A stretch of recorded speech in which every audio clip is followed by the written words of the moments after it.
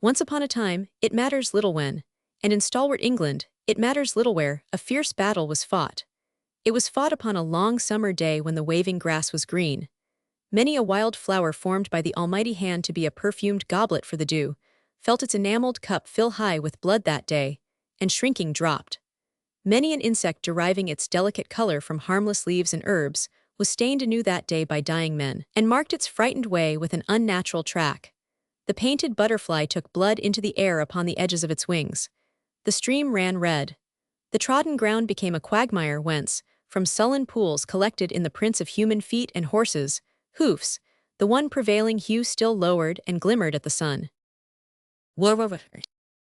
Heaven keep us from a knowledge of the sights the moon beheld upon that field, when, coming up above the black line of distant rising ground, softened and blurred at the edge by trees, she rose into the sky and looked upon the plain, strewn with upturned faces that had once at mothers' breasts sought mothers' eyes, or slumbered happily.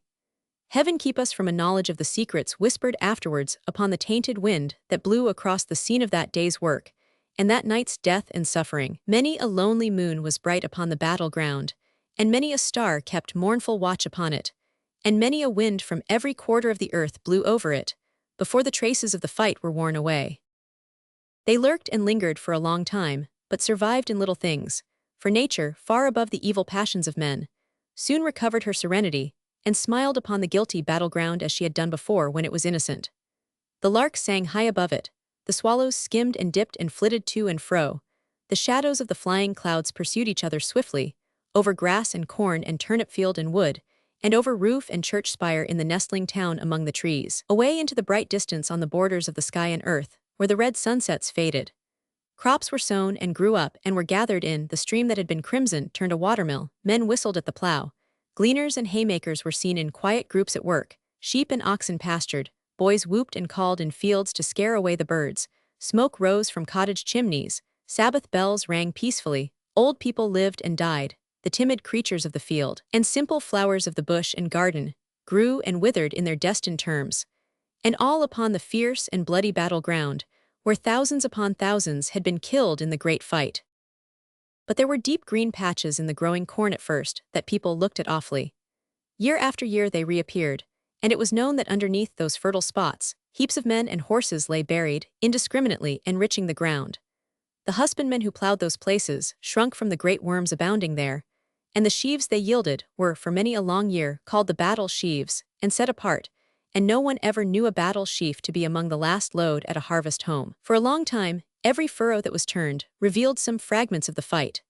For a long time there were wounded trees upon the battleground, and scraps of hacked and broken fence and wall, where deadly struggles had been made, and trampled parts where not a leaf or blade would grow. For a long time, no village girl would dress her hair or bosom with the sweetest flower from that field of death, and after many a year had come and gone, the berries growing there were still believed to leave too deep a stain upon the hand that plucked them. Peace. The seasons in their course, however, though they passed as lightly as the summer clouds themselves, obliterated in the lapse of time even these remains of the old conflict, and wore away such legendary traces of it as the neighboring people carried in their minds, until they dwindled into old wives' tales, dimly remembered round the winter fire, and waning every year. Where the wild flowers and berries had so long remained upon the stem untouched, gardens arose, and houses were built, and children played at battles on the turf. The wounded trees had long ago made Christmas logs, and blazed and roared away. The deep green patches were no greener now than the memory of those who lay in dust below. The plowshare still turned up from time to time some rusty bits of metal, but it was hard to say what use they had ever served, and those who found them wondered and disputed. An old dinted corselet and a helmet had been hanging in the church so long that the same weak, half-blind old man who tried in vain to make them out above the whitewashed arch had marveled at them as a baby. If the host slain upon the field could have been for a moment reanimated in the forms in which they fell, each upon the spot that was the bed of his untimely death, gashed and ghastly soldiers would have stared in, hundreds deep, at household door and window, and would have risen on the hearths of quiet homes, and would have been the garnered store of barns and granaries, and would have started up between the cradled infant and its nurse, and would have floated with the stream, and whirled round on the mill, and crowded the orchard, and burdened the meadow, and piled the rickyard high with dying men. So altered was the battle ground, where thousands upon thousands had been killed in the great fight. Nowhere more altered, perhaps, about 100 years ago, than in one little orchard attached to an old stone house with a honeysuckle porch, where, on a bright autumn morning, there were sounds of music and laughter, and where two girls danced merrily together on the grass, while some half-dozen peasant women standing on ladders, gathering the apples from the trees, stopped in their work to look down and share their enjoyment. It was a pleasant, lively, natural scene, a beautiful day, a retired spot, and the two girls, quite unconstrained and careless, danced in the very freedom and gaiety of their hearts. If there were no such thing as display in the world, my private opinion is, and I hope you agree with me, that we might get on a great deal better than we do and might be infinitely more agreeable company than we are. It was charming to see how these girls danced. They had no spectators but the apple-pickers on the ladders. They were very glad to please them, but they danced to please themselves, or at least you would have supposed so, and you could no more help admiring than they could help dancing. How they did dance! Not like opera dancers, not at all, and not like Madame Anybody's finished pupils, not the least. It was not quadrille dancing, nor minuet dancing, nor even country dance dancing. It was neither in the old style, nor the new style, nor the French style, nor the English style, though it may have been by accident a trifle in the Spanish style, which is a free and joyous one, I am told, deriving a delightful air of off-hand inspiration from the chirping little castanets. As they danced among the orchard trees, and down the groves of stems and back again, and twirled each other lightly round and round, the influence of their airy motion seemed to spread and spread, in the sunlighted scene like an expanding circle in the water. Their streaming hair and fluttering skirts, the elastic grass beneath their feet, the boughs that rustled in the morning air, the flashing leaves, their speckled shadows on the soft green ground, the balmy wind that swept along the landscape, glad to turn the distant windmill, cheerily, everything between the two girls, and the man and team at plough upon the ridge of land, where they showed against the sky as if they were the last things in the world, seemed dancing too. At last the younger of the dancing sisters, out of breath and laughing gaily, threw herself upon a bench to rest. The other leaned against a tree hard by. The music, a wandering harp and fiddle, left off with a flourish, as if it boasted of its freshness, though the truth is it had gone at such a pace, and worked itself to such a pitch of competition with the dancing, that it never could have held on half a minute longer. The apple-pickers on the ladders raised a hum and murmur of applause, and then, in keeping with the sound, bestirred themselves to work again, like bees. The more actively, perhaps, because an elderly gentleman, who was no other than Dr. Jeddler himself. It was Dr. Jeddler's house and orchard, you should know, and these were Dr. Jeddler's daughters, came bustling out to see what was the matter, and who the deuce played music on his property before breakfast. For he was a great philosopher, Dr. Jeddler, and not very musical. "Music and dancing today," said the doctor, stopping short and speaking to himself.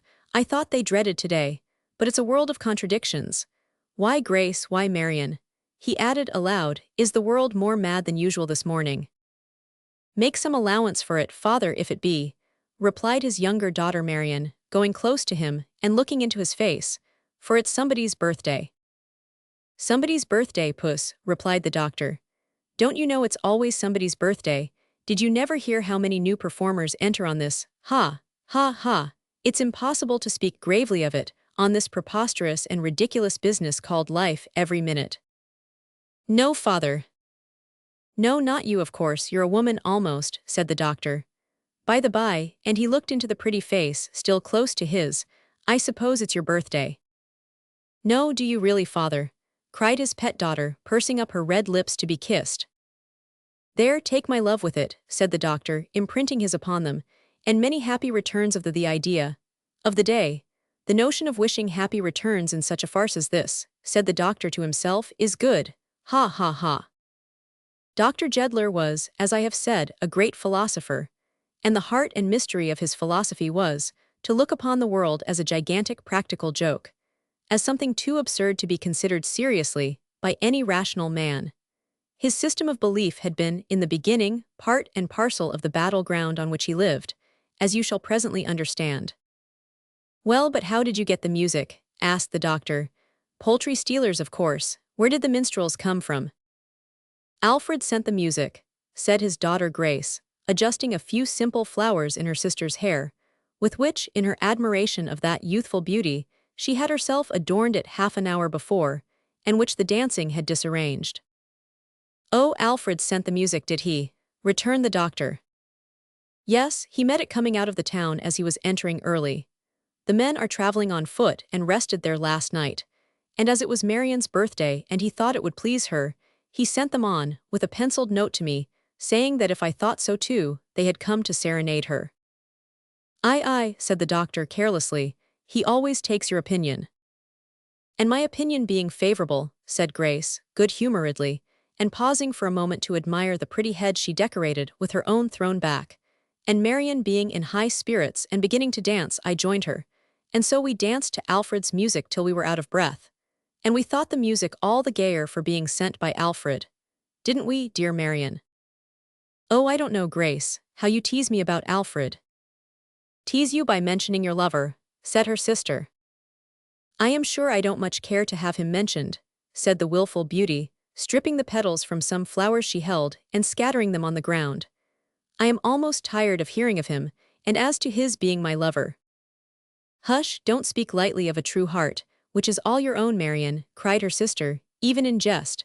There is not a truer heart than Alfred's in the world. No, said Marion, raising her eyebrows with a pleasant air of careless consideration. Perhaps not. But I don't know that there's any great merit in that.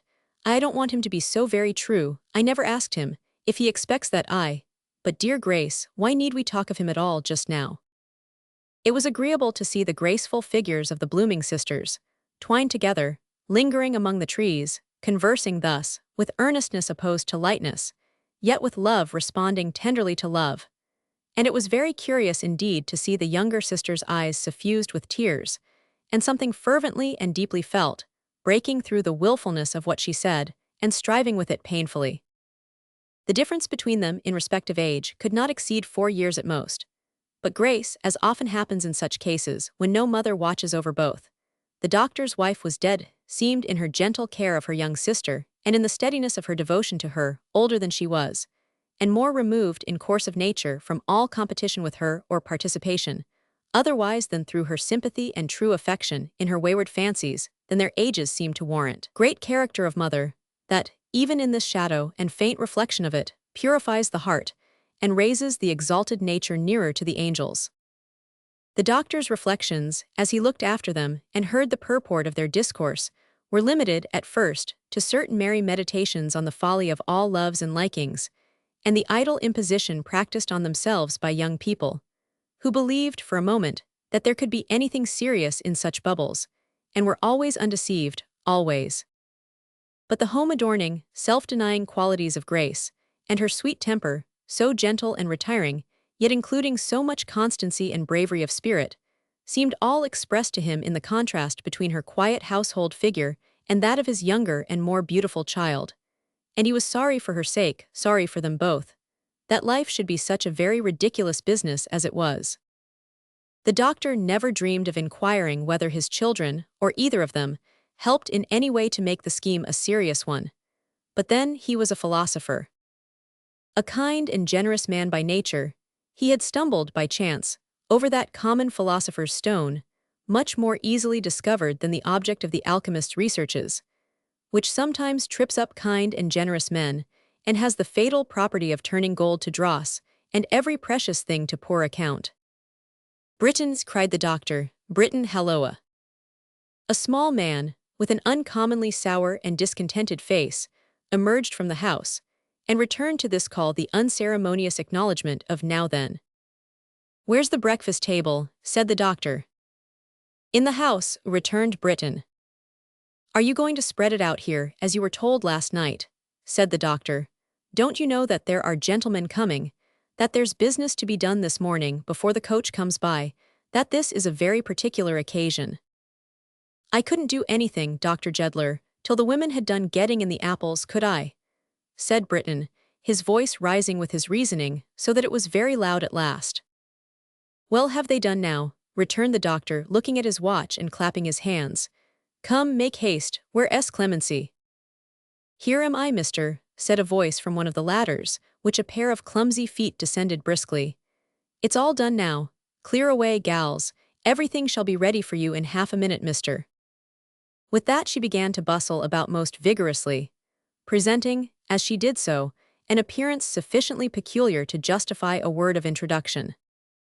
She was about 30 years old, and had a sufficiently plump and cheerful face, though it was twisted up into an odd expression of tightness that made it comical.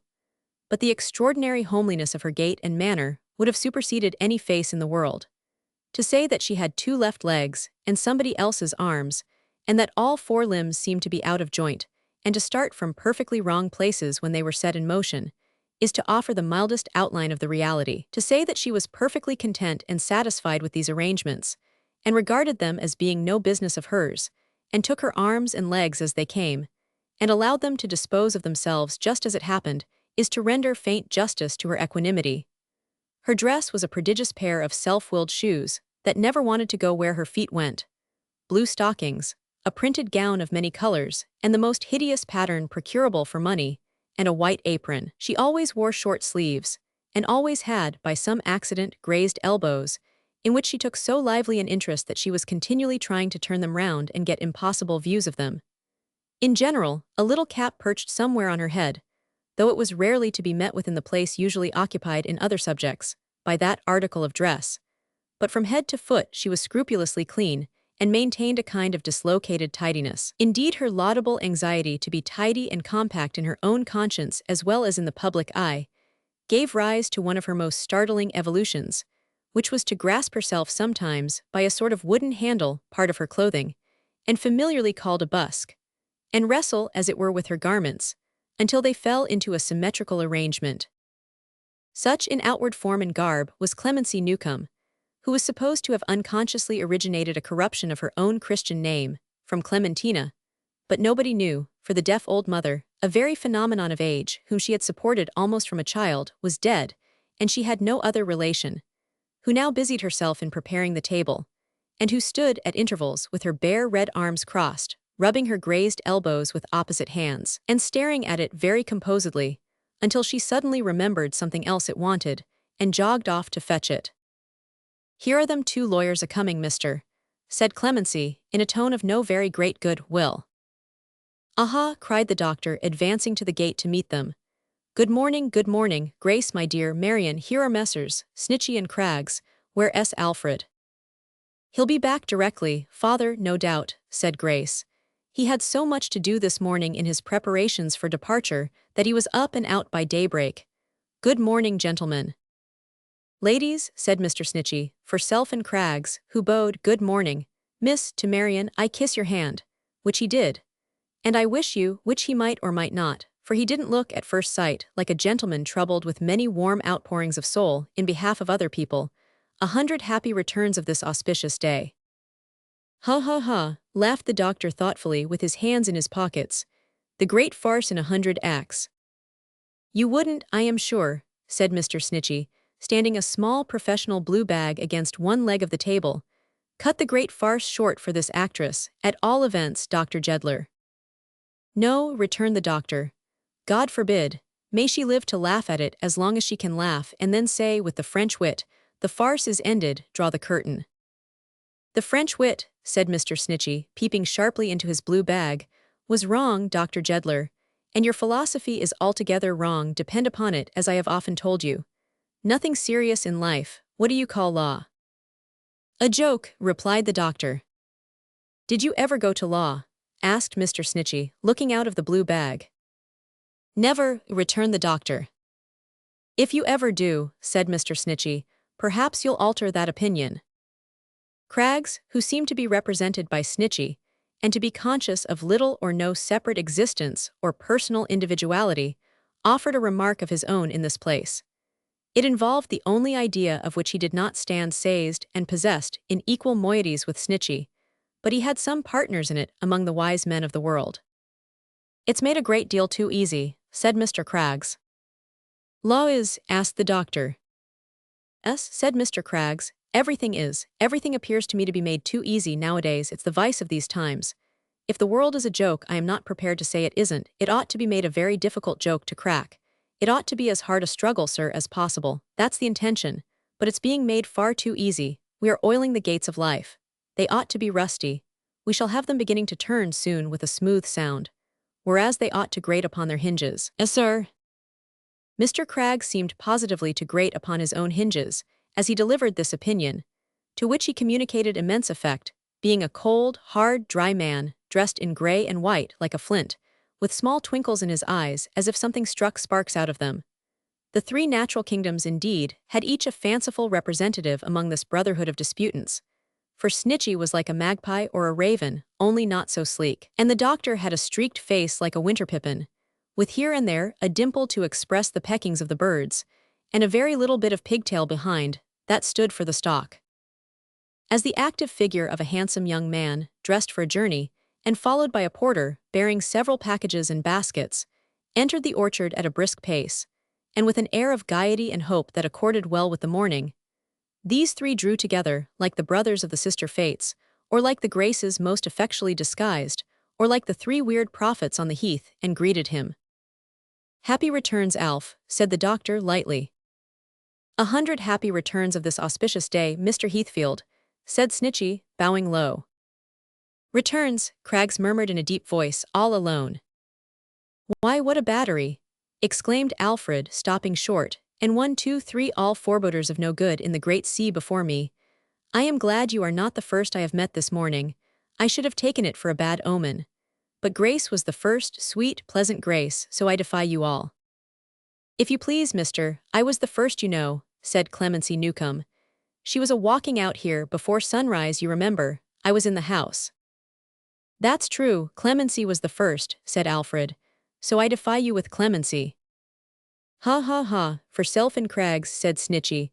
"What a defiance." "Not so bad a one as it appears may be," said Alfred, shaking hands heartily with the doctor, and also with Snitchy and Craggs, and then looking round. "Where are the good heavens?" With a start, productive for the moment of a closer partnership between Jonathan Snitchy and Thomas Craggs than the subsisting articles of agreement in that wise contemplated, he hastily betook himself to where the sisters stood together. And however, I needn't more particularly explain his manner of saluting Marion first, and Grace afterwards, than by hinting that Mr. Craggs may possibly have considered it too easy. Perhaps to change the subject, Dr. Jeddler made a hasty move towards the breakfast, and they all sat down at table. Grace presided, but so discreetly stationed herself as to cut off her sister and Alfred from the rest of the company. Snitchy and Craggs sat at opposite corners with the blue bag between them for safety, and the doctor took his usual position, opposite to Grace. Clemency hovered galvanically about the table as waitress, and the melancholy Briton at another and a smaller board, acted as grand carver of a round of beef and a ham. "Meat," said Briton, approaching Mr. Snitchy, with the carving knife and fork in his hands, and throwing the question at him like a missile. "Certainly," returned the lawyer. "Do you want any, to Craggs?" "Lean and well done," replied that gentleman. The parting breakfast. Having executed these orders and moderately supplied the doctor, he seemed to know that nobody else wanted anything to eat. He lingered as near the firm as he decently could, watching, with an austere eye, their disposition of the viands, and but once relaxing the severe expression of his face. This was on the occasion of Mr. Craggs, whose teeth were not of the best, partially choking, when he cried out with great animation, "I thought he was gone." "Now, Alfred," said the doctor, "for a word or two of business while we are yet at breakfast." "While we are yet at breakfast," said Snitchy and Craggs, who seemed to have no present idea of leaving off. Although Alfred had not been breakfasting, and seemed to have quite enough business on his hands as it was, he respectfully answered, "If you please, sir." If anything could be serious, the doctor began, in such a farce as this, sir, hinted Alfred. In such a farce as this, observed the doctor, it might be this recurrence, on the eve of separation, of a double birthday, which is connected with many associations pleasant to us four, and with the recollection of a long and amicable intercourse. That's not to the purpose. "Ah, yes, yes, Dr. Jeddler," said the young man. "It is to the purpose, much to the purpose, as my heart bears witness this morning, and as yours does too, I know, if you would let it speak. I leave your house today, I cease to be your ward today, we part with tender relations stretching far behind us that never can be exactly renewed, and with others dawning yet before us." He looked down at Marion beside him, fraught with such considerations as I must not trust myself to speak of now. "Come, come," he added, rallying his spirits and the doctor at once. There's a serious grain in this large, foolish dust heap, doctor. Let us allow today that there is one. Today, cried the doctor. Hear him, ha ha ha, of all days in the foolish year. Why on this day the great battle was fought on this ground. On this ground where we now sit, where I saw my 2 girls dance this morning, where the fruit has just been gathered for our eating from these trees, the roots of which are struck in men, not earth. So many lives were lost, that within my recollection, generations afterwards, a churchyard full of bones, and dust of bones, and chips of cloven skulls, has been dug up from underneath our feet here. Yet not 100 people in that battle knew for what they fought, or why not 100 of the inconsiderate rejoicers in the victory why they rejoiced. Not half 100 people were the better for the gain or loss. Not half a dozen men agree to this hour on the cause or merits, and nobody, in short, ever knew anything distinct about it but the mourners of the slain. Serious, too, said the doctor, laughing. Such a system. But all this seems to me, said Alfred, to be very serious. Serious, cried the doctor. If you allowed such things to be serious, you must go mad, or die, or climb up to the top of a mountain and turn hermit. Besides, so long ago, said Alfred. Long ago, returned the doctor. Do you know what the world has been doing ever since? Do you know what else it has been doing? I don't. It has gone to law a little, observed Mr. Snitchy, stirring his tea.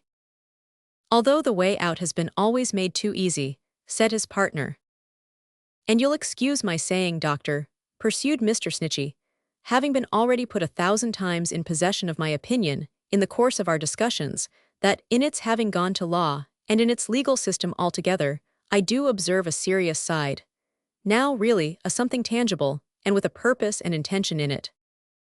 Clemency Newcomb made an angular tumble against the table, occasioning a sounding clatter among the cups and saucers. Heyday, what's the matter there? Exclaimed the doctor. It's this evil-inclined blue bag, said Clemency, always tripping up somebody. With a purpose and intention in it, I was saying, resumed Snitchy, that commands respect. Life a farce, Dr. Jeddler, with law in it.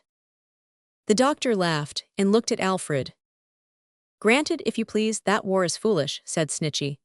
There we agree, for example, here's a smiling country, pointing it out with his fork, once overrun by soldiers, trespassers every man of 'em, and laid waste by fire and sword.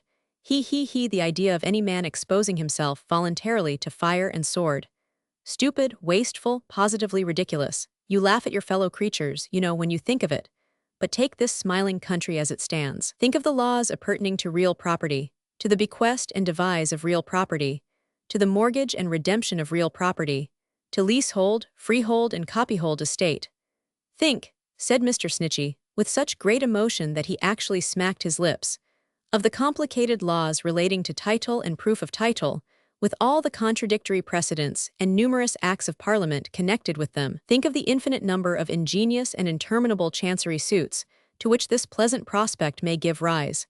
And acknowledge, Dr. Jeddler, that there is a green spot in the scheme about us. I believe, said Mr. Snitchy, looking at his partner, that I speak for self and Craggs. Mr. Craggs having signified assent, Mr. Snitchy, somewhat freshened by his recent eloquence, observed that he would take a little more beef, and another cup of tea. I don't stand up for life in general, he added, rubbing his hands and chuckling. It's full of folly, full of something worse. Professions of trust and confidence and unselfishness and all that. Bah, we see what they're worth. But you mustn't laugh at life, you've got a game to play, a very serious game indeed. Everybody's playing against you, you know, and you're playing against them. Oh, it's a very interesting thing. There are deep moves upon the board. You must only laugh, Dr. Jeddler, when you win. And then not much. He, and then not much, repeated Snitchy, rolling his head and winking his eye, as if he would have added, you may do this instead. Well, Alfred, cried the doctor, what do you say now? I say, sir, replied Alfred, that the greatest favor you could do me, and yourself too, I am inclined to think, would be to try sometimes to forget this battlefield, and others like it, in that broader battlefield of life, on which the sun looks every day. Really, I'm afraid that wouldn't soften his opinions, Mr. Alfred, said Snitchy. The combatants are very eager and very bitter in that same battle of life. There's a great deal of cutting and slashing, and firing into people's heads from behind, terrible treading down and trampling on. It's rather a bad business. I believe, Mr. Snitchy, said Alfred, there are quiet victories and struggles, great sacrifices of self, and noble acts of heroism, in it, even in many of its apparent lightnesses and contradictions. not the less difficult to achieve because they have no earthly chronicle or audience, done every day in nooks and corners and in little households and in men's and women's hearts, any one of which might reconcile the sternest man to such a world and fill him with belief and hope in it, though 2/4 of its people were at war and another fourth at law, and that's a bold word. Both the sisters listened keenly. Well, well, said the doctor, I am too old to be converted, even by my friend Snitchy here or my good spinster sister Martha Jeddler, who had what she calls her domestic trials ages ago and has led a sympathizing life with all sorts of people ever since, and who is so much of your opinion, only she's less reasonable and more obstinate, being a woman, that we can't agree and seldom meet. I was born upon this battlefield. I began as a boy to have my thoughts directed to the real history of a battlefield. 60 years have gone over my head, and I have never seen the Christian world, including heaven knows how many loving mothers and good enough girls, like mine here, anything but mad for a battlefield. The same contradictions prevail in everything. One must either laugh or cry at such stupendous inconsistencies, and I prefer to laugh. Britain, who had been paying the profoundest and most melancholy attention to each speaker in his turn, seemed suddenly to decide in favor of the same preference, if a deep sepulchral sound that escaped him might be construed into a demonstration of risibility. His face, however, was so perfectly unaffected by it, both before and afterwards, that although one or two of the breakfast party looked round as being startled by a mysterious noise, nobody connected the offender with it. Except his partner in attendance, Clemency Newcomb, who, rousing him with one of those favorite joints, her elbows, inquired in a reproachful whisper what he laughed at. Not you, said Britain. Who then? Humanity, said Britain, that's the joke. What between master and them lawyers, he's getting more and more addle-headed every day, cried Clemency, giving him a lunge with the other elbow as a mental stimulant. Do you know where you are? Do you want to get warning? I don't know anything, said Britain, with a leaden eye and an immovable visage. I don't care for anything, I don't make out anything, I don't believe anything, and I don't want anything. Although this forlorn summary of his general condition may have been overcharged in an access of despondency, Benjamin Britten, sometimes called Little Britain to distinguish him from Great, as we might say Young England, to express Old England with a difference, had defined his real state more accurately than might be supposed. For serving as a sort of man Miles to the doctor's Friar Bacon, and listening day after day to innumerable orations addressed by the doctor to various people, all tending to show that his very existence was at best a mistake and an absurdity, this unfortunate servitor had fallen, by degrees, into such an abyss of confused and contradictory suggestions from within and without, that truth at the bottom of her well was on the level surface as compared with Britain in the depths of his mystification. The only point he clearly comprehended was that the new element usually brought into these discussions by Snitchy and Craggs never served to make them clearer, and always seemed to give the doctor a species of advantage and confirmation. Therefore he looked upon the firm as one of the proximate causes of his state of mind, and held them in abhorrence accordingly. But this is not our business, Alfred, said the doctor, ceasing to be my ward as you have said today, and leaving us full to the brim of such learning as the grammar school down here was able to give you, and your studies in London could add to that, and such practical knowledge as a dull old country doctor like myself could graft upon both. You are away now into the world. The first term of probation appointed by your poor father being over, away you go now, your own master, to fulfill his second desire, and long before your 3 years' tour among the foreign schools of medicine is finished, you'll have forgotten us. Lord, you'll forget us easily in 6 months. If I do, but you know better, why should I speak to you? Said Alfred, laughing. I don't know anything of the sort, returned the doctor. What do you say, Marion? Marion, trifling with her teacup, seemed to say, but she didn't say it, that he was welcome to forget them if he could. Grace pressed the blooming face against her cheek and smiled. I haven't been, I hope, a very unjust steward in the execution of my trust, pursued the doctor. But I am to be, at any rate, formally discharged and released, and what not, this morning. And here are our good friends Snitchy and Craggs, with a bagful of papers and accounts and documents, for the transfer of the balance of the trust fund to you. I wish it was a more difficult one to dispose of, Alfred, but you must get to be a great man and make it so, and other drolleries of that sort, which are to be signed, sealed, and delivered. And duly witnessed, as by law required, said Snitchy, pushing away his plate, and taking out the papers, which his partner proceeded to spread upon the table. "And Self and Craggs having been co-trustees with you, Doctor, in so far as the fund was concerned, we shall want your 2 servants to attest the signatures. Can you read, Mrs. Newcomb?" "I ain't married, mister," said Clemency. "Oh, I beg your pardon. I should think not," chuckled Snitchy, casting his eyes over her extraordinary figure. "You can read." "A little," answered Clemency. "The marriage service, night and morning, eh?" observed the lawyer jocosely.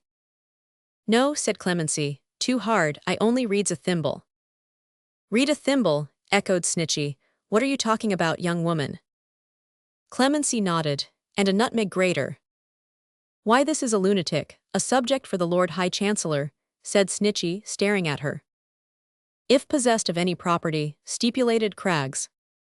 Grace, however, interposing, explained that each of the articles in question bore an engraved motto, and so formed the pocket library of Clemency Newcomb, who was not much given to the study of books. "Oh, that's it, is it, Miss Grace?" said Snitchy. "Yes, yes, ha ha ha, I thought our friend was an idiot, she looks uncommonly like it," he muttered, with a supercilious glance. "And what does the thimble say, Mrs. Newcomb?" "I ain't married, mister," observed Clemency. "Well, Newcomb, will that do?" said the lawyer. "What does the thimble say, Newcomb?" How Clemency, before replying to this question, held one pocket open and looked down into its yawning depths for the thimble which was there, and how she then held an opposite pocket open, and seeming to descry it like a pearl of great price at the bottom, cleared away such intervening obstacles as a handkerchief, an end of wax candle, a flushed apple, an orange, a lucky penny, a cramped bone, a padlock, a pair of scissors in a sheath, more expressively describable as promising young shears, a handful or so of loose beads, several balls of cotton, a needle case, a cabinet collection of curl papers, and a biscuit, all of which articles she entrusted individually and severally to Britain to hold, is of no consequence. Nor how, in her determination to grasp this pocket by the throat and keep it prisoner, for it had a tendency to swing and twist itself round the nearest corner, she assumed, and calmly maintained, an attitude apparently inconsistent with the human anatomy and the laws of gravity. It is enough that at last she triumphantly produced the thimble on her finger, and rattled the nutmeg grater, the literature of both those trinkets being obviously in course of wearing out and wasting away, through excessive friction.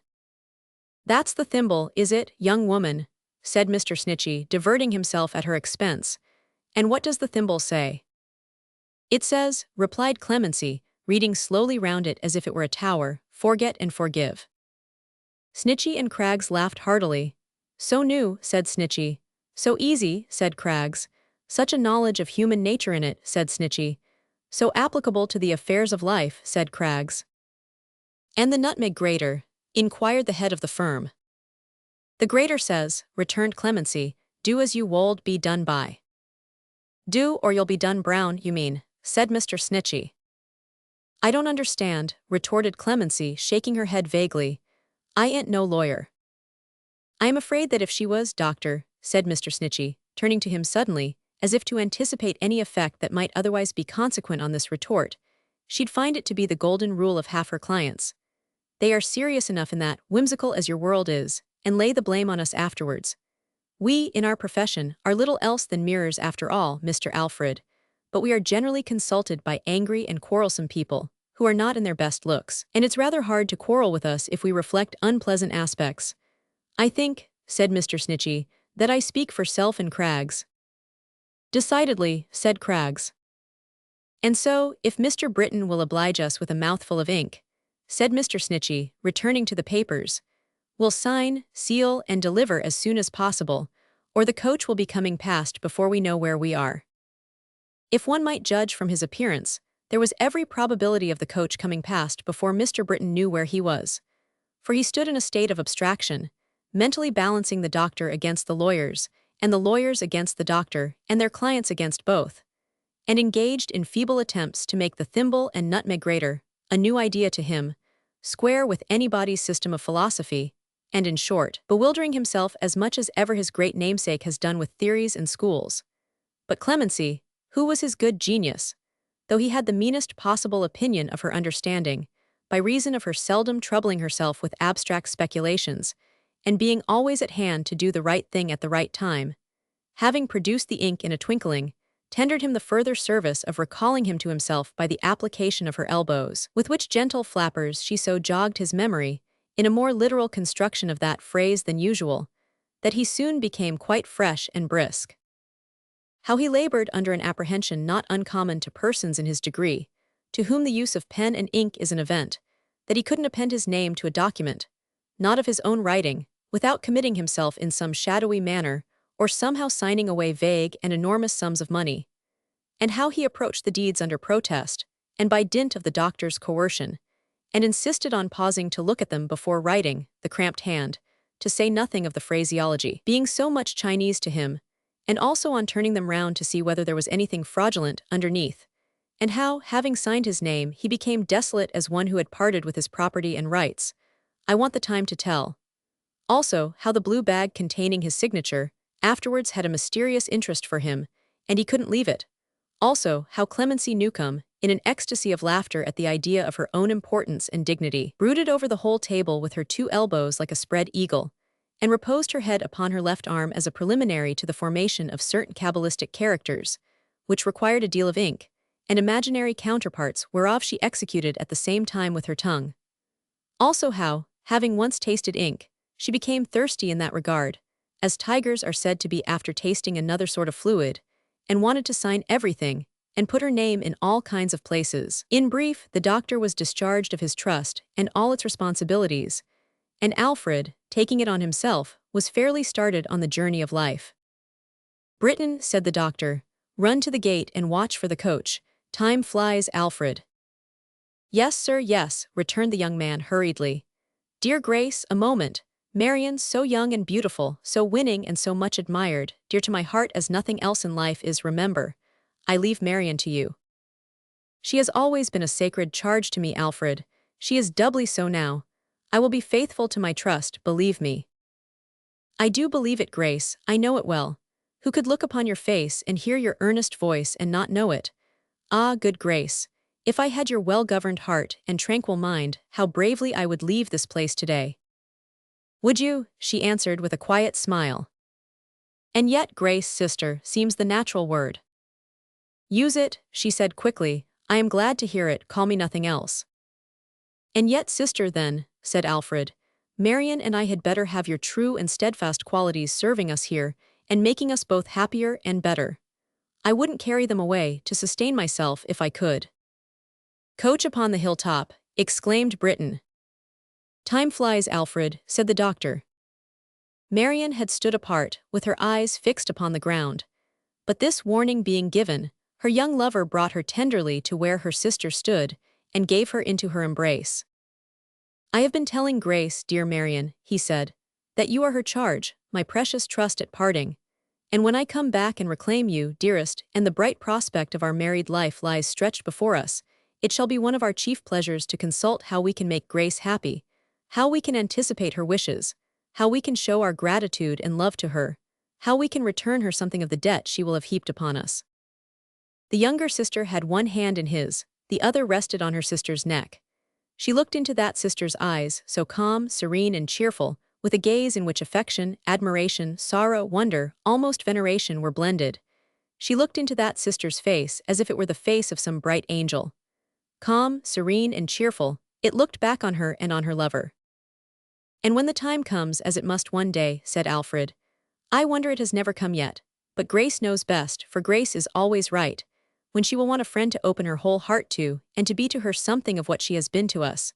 Then, Marion, how faithful we will prove, and what delight to us to know that she, our dear good sister, loves and is loved again as we would have her." Still the younger sister looked into her eyes, and turned not even towards him. And still those honest eyes looked back, so calm, serene, and cheerful, on herself and on her lover. "And when all that is past, and we are old and living as we must, together, close together, talking often of old times," said Alfred, "these shall be our favorite times among them, this day most of all, and telling each other what we thought and felt, and hoped and feared at parting, and how we couldn't bear to say good-bye." "Coach coming through the wood," cried Britain. "Yes, I am ready, and how we met again, so happily in spite of all, We'll make this day the happiest in all the year and keep it as a treble birthday. Shall we, dear?" "Yes," interposed the elder sister, eagerly and with a radiant smile. "Yes, Alfred, don't linger, there's no time. Say good-bye to Marion, and heaven be with you." He pressed the younger sister to his heart. Released from his embrace, she again clung to her sister, and her eyes, with the same blended look, again sought those so calm, serene, and cheerful. "Farewell, my boy," said the doctor. "To talk about any serious correspondence or serious affections, and engagements, and so forth in such a ha-ha-ha. You know what I mean, why that, of course, would be sheer nonsense. All I can say is, that if you and Marion should continue in the same foolish minds, I shall not object to have you for a son-in-law one of these days." "Over the bridge," cried Britain. "Let it come," said Alfred, wringing the doctor's hand stoutly. "Think of me sometimes, my old friend and guardian, as seriously as you can. Adieu, Mr. Snitchey. Farewell, Mr. Craggs." "Coming down the road," cried Britain. "A kiss of clemency, Newcomb, for long acquaintance' sake. Shake hands, Britain, Marion, dearest heart, good-bye, Sister Grace, remember." The quiet household figure, and the face so beautiful in its serenity, were turned towards him in reply, but Marion's look and attitude remained unchanged. The coach was at the gate. There was a bustle with the luggage. The coach drove away. Marion never moved. "He waves his hat to you, my love," said Grace. "Your chosen husband, darling, look." The younger sister raised her head, and for a moment turned it. Then turning back again, and fully meeting, for the first time, those calm eyes, fell sobbing on her neck. "Oh, Grace, God bless you, but I cannot bear to see it, Grace, it breaks my heart." Part the second. Part the second. Part the second. Part the second. Snitchey and Craggs had a snug little office on the old battleground, where they drove a snug little business, and fought a great many small pitched battles for a great many contending parties. Though it could hardly be said of these conflicts that they were running fights, for in truth they generally proceeded at a snail's pace. The part the firm had in them came so far within that general denomination, that now they took a shot at this plaintiff, and now aimed a chop at that defendant, now made a heavy charge at an estate in Chancery, and now had some light skirmishing among an irregular body of small debtors, just as the occasion served, and the enemy happened to present himself. The Gazette was an important and profitable feature in some of their fields, as well as in fields of greater renown, and in most of the actions wherein they showed their generalship, it was afterwards observed by the combatants that they had had great difficulty in making each other out, or in knowing with any degree of distinctness what they were about, in consequence of the vast amount of smoke by which they were surrounded. Offices of Messrs. Snitchey and Craggs stood convenient with an open door, down 2 smooth steps in the marketplace, so that any angry farmer inclining towards hot water might tumble into it at once. Their special council chamber and hall of conference was an old back room upstairs, with a low dark ceiling, which seemed to be knitting its brows gloomily in the consideration of tangled points of law. It was furnished with some high-backed leathern chairs, garnished with great goggle-eyed brass nails, of which, every here and there, 2 or 3 had fallen out, or had been picked out perhaps by the wandering thumbs and forefingers of bewildered clients. There was a framed print of a great judge in it, every curl in whose dreadful wig had made a man's hair stand on end. Bales of papers filled the dusty closets, shelves, and tables, and round the wainscot there were tiers of boxes, padlocked and fireproof, with people's names painted outside, which anxious visitors felt themselves, by a cruel enchantment, obliged to spell backwards and forwards, and to make anagrams of, while they sat, seeming to listen to Snitchey and Craggs, without comprehending one word of what they said. Snitchey and Craggs had each in private life as in professional existence, a partner of his own. Snitchey and Craggs were the best friends in the world, and had a real confidence in one another. But Mrs. Snitchey, by a dispensation not uncommon in the affairs of life, was on principle suspicious of Mr. Craggs, and Mrs. Craggs was on principle suspicious of Mr. Snitchey. "You're Snitcheys indeed," the latter lady would observe sometimes to Mr. Craggs, using that imaginative plural as if in disparagement of an objectionable pair of pantaloons, or other articles not possessed of a singular number. "I don't see what you want with your Snitcheys, for my part. You trust a great deal too much to your Snitcheys, I think, and I hope you may never find my words come true." While Mrs. Snitchey would observe to Mr. Snitchey of Craggs, that if ever he was led away by man, he was led away by that man, and that if ever she read a double purpose in a mortal eye, she read that purpose in Craggs's eye. Notwithstanding this, however, they were all very good friends in general, and Mrs. Snitchey and Mrs. Craggs maintained a close bond of alliance against the office, which they both considered a blue chamber, and common enemy, full of dangerous, because unknown, machinations. In this office, nevertheless, Snitchey and Craggs made honey for their several hives. Here sometimes they would linger of a fine evening at the window of their council chamber, overlooking the old battle-ground, and wonder, but that was generally at a size time, when much business had made them sentimental at the folly of mankind, who couldn't always be at peace with one another and go to law comfortably. Here days and weeks and months and years passed over them, their calendar, the gradually diminishing number of brass nails in the leathern chairs, and the increasing bulk of papers on the tables. Here nearly 3 years' flight had thinned the one and swelled the other, since the breakfast in the orchard, when they sat together in consultation, at night. Snitchey and Craggs Snitchey and Craggs Snitchey and Craggs Snitchey and Craggs Snitchey and Craggs Snitchey and Craggs Snitchey and Craggs. Not alone, but with a man of 30 or about that time of life, negligently dressed, and somewhat haggard in the face but well-made, well-attired and well-looking, who sat in the armchair of state, with one hand in his breast, and the other in his dishevelled hair, pondering moodily. Messrs. Snitchey and Craggs sat opposite each other at a neighboring desk. One of the fireproof boxes, unpadlocked and opened, was upon it. A part of its contents lay strewn upon the table, and the rest was then in course of passing through the hands of Mr. Snitchey, who brought it to the candle, document by document, looked at every paper singly, as he produced it, shook his head, and handed it to Mr. Craggs, who looked it over also, shook his head and laid it down. Sometimes they would stop, and shaking their heads in concert, look towards the abstracted client, and the name on the box being Michael Warden, Esquire. We may conclude from these premises that the name and the box were both his, and that the affairs of Michael Warden, Esquire, were in a bad way. "That's all," said Mr. Snitchey, turning up the last paper. "Really, there's no other resource, no other resource. All lost, spent, wasted, pawned, borrowed, and sold, eh?" said the client, looking up. "All," returned Mr. Snitchey. "Nothing else to be done, you say?" "Nothing at all." The client bit his nails and pondered again. "And I am not even personally safe in England. You hold to that, do you?" "In no part of the United Kingdom of Great Britain and Ireland," replied Mr. Snitchey. "A mere prodigal son with no father to go back to, no swine to keep, and no husks to share with them." "Eh?" pursued the client, rocking one leg over the other and searching the ground with his eyes. Mr. Snitchey coughed, as if to deprecate the being supposed to participate in any figurative illustration of a legal position. Mr. Craggs, as if to express that it was a partnership view of the subject, also coughed.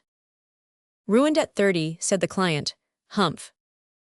"Not ruined, Mr. Warden," returned Snitchey.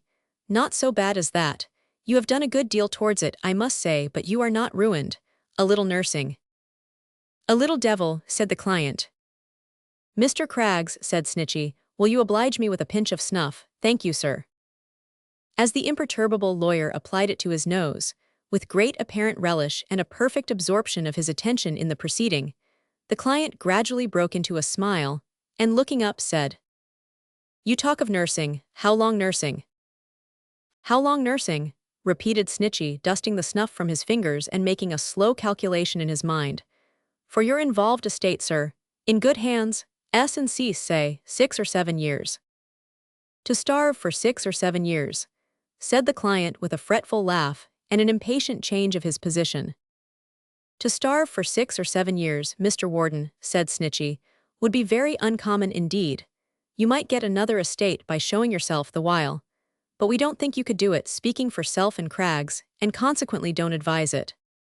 "What do you advise?" "Nursing, I say," repeated Snitchey. "Some few years of nursing by self and Craggs would bring it round.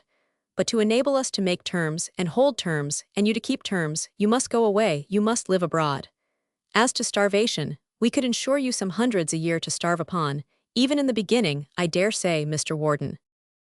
"Hundreds," said the client, "and I have spent thousands." "That," retorted Mr. Snitchey, putting the papers slowly back into the cast-iron box, "there is no doubt about. No doubt about," he repeated to himself as he thoughtfully pursued his occupation. The lawyer very likely knew his man.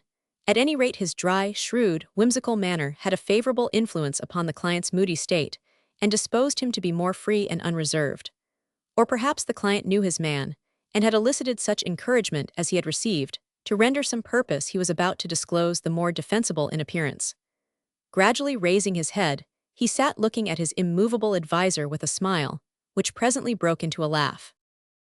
"After all," he said, "my iron-headed friend." Mr. Snitchey pointed out his partner, "Self and excuse me, Craggs." "I beg Mr. Craggs's pardon," said the client. "After all, my iron-headed friends," he leaned forward in his chair and dropped his voice a little, "you don't know half my ruin yet." Mr. Snitchey stopped and stared at him. Mr. Craggs also stared. "I am not only deep in debt," said the client, "but I am deep in—" "Not in love," cried Snitchey. "Yes," said the client, falling back in his chair and surveying the firm with his hands in his pockets. "Deep in love." "And not with an heiress, sir," said Snitchey. "Not with an heiress." "Nor a rich lady." "Nor a rich lady that I know of, except in beauty and merit." "A single lady, I trust," said Mr. Snitchey with great expression.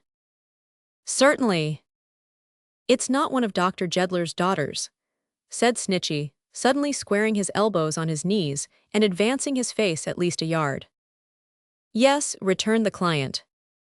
"Not his younger daughter," said Snitchey. "Yes," returned the client.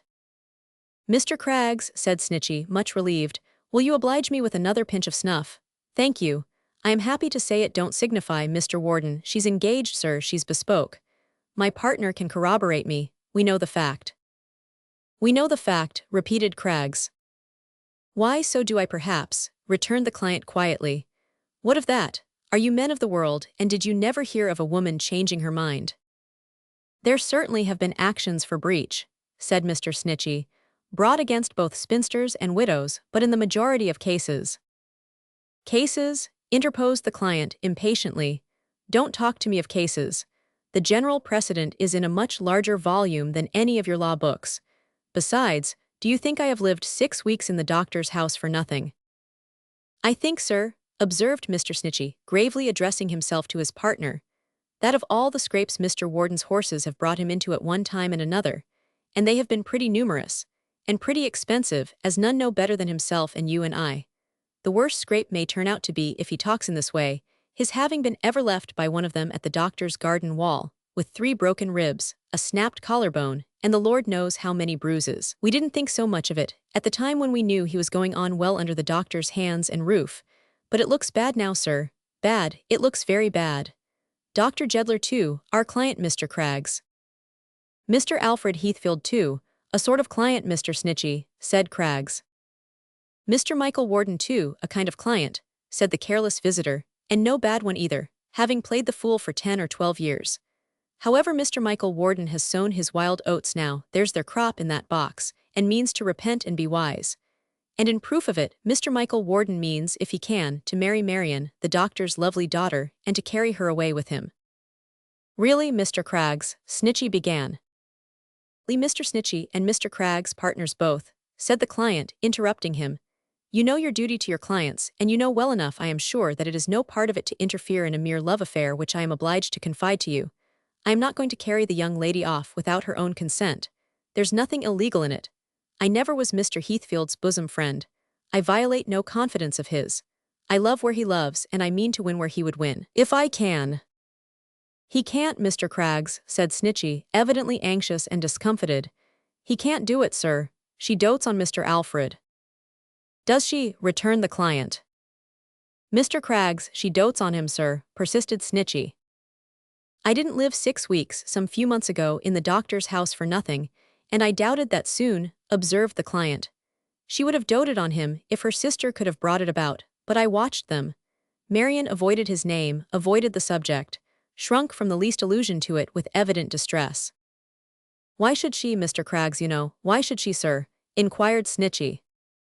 "I don't know why she should, though there are many likely reasons," said the client, smiling at the attention and perplexity expressed in Mr. Snitchey's shining eye, and at his cautious way of carrying on the conversation, and making himself informed upon the subject. "But I know she does. She was very young when she made the engagement, if it may be called one, I am not even sure of that, and has repented of it, perhaps. Perhaps it seems a foppish thing to say, but upon my soul, I don't mean it in that light. She may have fallen in love with me, as I have fallen in love with her. He, Mr. Alfred, her old playfellow too, you remember, Mr. Craggs, said Snitchy, with a disconcerted laugh. Knew her almost from a baby. Which makes it the more probable that she may be tired of his idea, calmly pursued the client, and not indisposed to exchange it for the newer one of another lover, who presents himself, or is presented by his horse, under romantic circumstances, has the not unfavorable reputation, with a country girl, of having lived thoughtlessly and gaily, without doing much harm to anybody, and who, for his youth and figure and so forth, this may seem foppish again, but upon my soul, I don't mean it in that light, might perhaps pass muster in a crowd with Mr. Alfred himself. There was no gainsaying the last clause, certainly, and Mr. Snitchy, glancing at him, thought so. There was something naturally graceful and pleasant in the very carelessness of his air. It seemed to suggest, of his comely face and well-knit figure, that they might be greatly better if he chose, and that, once roused and made earnest, but he never had been earnest yet, he could be full of fire and purpose. A dangerous sort of libertine, thought the shrewd lawyer, to seem to catch the spark he wants from a young lady's eyes. Now observe, Snitchy, he continued, rising and taking him by the butt, and Craggs, taking him by the butt also, and placing one partner on either side of him so that neither might evade him. I don't ask you for any advice. You are right to keep quite aloof from all parties in such a matter, which is not one in which grave men like you could interfere on any side. I am briefly going to review in half a dozen words my position and intention, and then I shall leave it to you to do the best for me in money matters that you can. Seeing that, if I run away with the doctor's beautiful daughter, as I hope to do, and to become another man under her bright influence, it will be, for the moment, more chargeable than running away alone, but I shall soon make all that up in an altered life. I think it will be better not to hear this, Mr. Craggs, said Snitchy, looking at him across the client. I think not, said Craggs, both listening attentively. Well, you needn't hear it, replied their client. I'll mention it, however. I don't mean to ask the doctor's consent because he wouldn't give it me, but I mean to do the doctor no wrong or harm because, besides there being nothing serious in such trifles as he says, I hope to rescue his child, my Marion, from what I see, I know she dreads and contemplates with misery. That is, the return of this old lover. If anything in the world is true, it is true that she dreads his return. Nobody is injured so far. I am so harried and worried here just now that I lead the life of a flying fish, skulk about in the dark, am shut out of my own house and warned off my own grounds. But that house and those grounds and many an acre besides will come back to me one day, as you know and say, and Marion will probably be richer on your showing, who are never sanguine, 10 years hence as my wife, than as the wife of Alfred Heathfield, whose return she dreads, remember that, and in whom or in any man my passion is not surpassed. Who is injured yet? It is a fair case throughout. My right is as good as his if she decide in my favor, and I will try my right by her alone. You will like to know no more after this, and I will tell you no more. Now you know my purpose and wants. When must I leave here? In a week, said Snitchy. Mr. Craggs. In something less, I should say, responded Craggs. In a month, said the client, after attentively watching the two faces. This day month, today is Thursday. Succeed or fail, on this day month I go. It's too long a delay, said Snitchy. Much too long, but let it be so. I thought he'd have stipulated for 3, he murmured to himself. Are you going? Good night, sir. Good night, returned the client, shaking hands with the firm. You'll live to see me making a good use of riches yet. Henceforth, the star of my destiny is Marion. Take care of the stairs, sir, replied Snitchy, for she don't shine there. Good night. Good night. So they both stood at the stairhead with a pair of office scandals, watching him down, and when he had gone away, stood looking at each other. What do you think of all this, Mr. Craggs? Said Snitchy. Mr. Craggs shook his head. It was our opinion, on the day when that release was executed, that there was something curious in the parting of that pair, I recollect, said Snitchy. It was, said Mr. Craggs. Perhaps he deceives himself altogether, pursued Mr. Snitchy, locking up the fireproof box and putting it away. Or if he don't, a little bit of fickleness and perfidy is not a miracle, Mr. Craggs. And yet I thought that pretty face was very true. I thought, said Mr. Snitchy, putting on his great coat, for the weather was very cold, drawing on his gloves and snuffing out one candle, that I had even seen her character becoming stronger and more resolved of late, more like her sister S. Mrs. Craggs was of the same opinion, returned Craggs. I'd really give a trifle tonight, observed Mr. Snitchy, who was a good-natured man, if I could believe that Mr. Warden was reckoning without his host.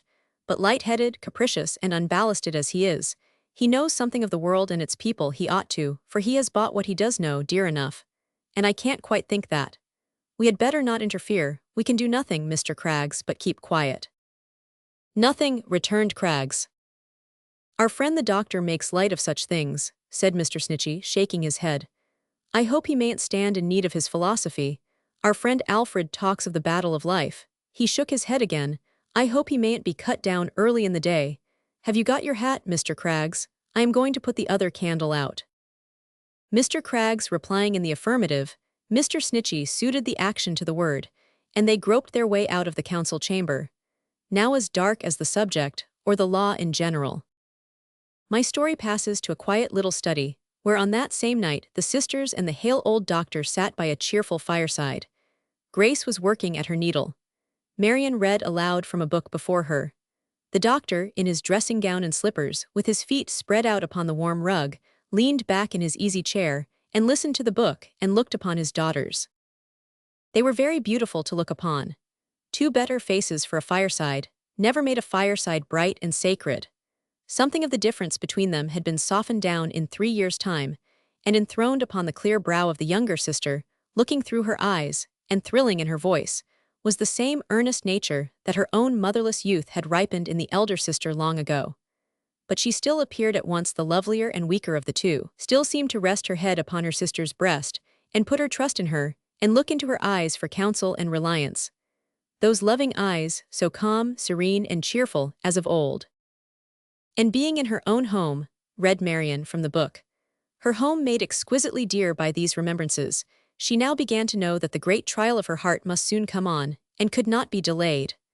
O home, our comforter and friend when others fall away, to part with whom, at any step between the cradle and the grave. Marion, my love, said Grace.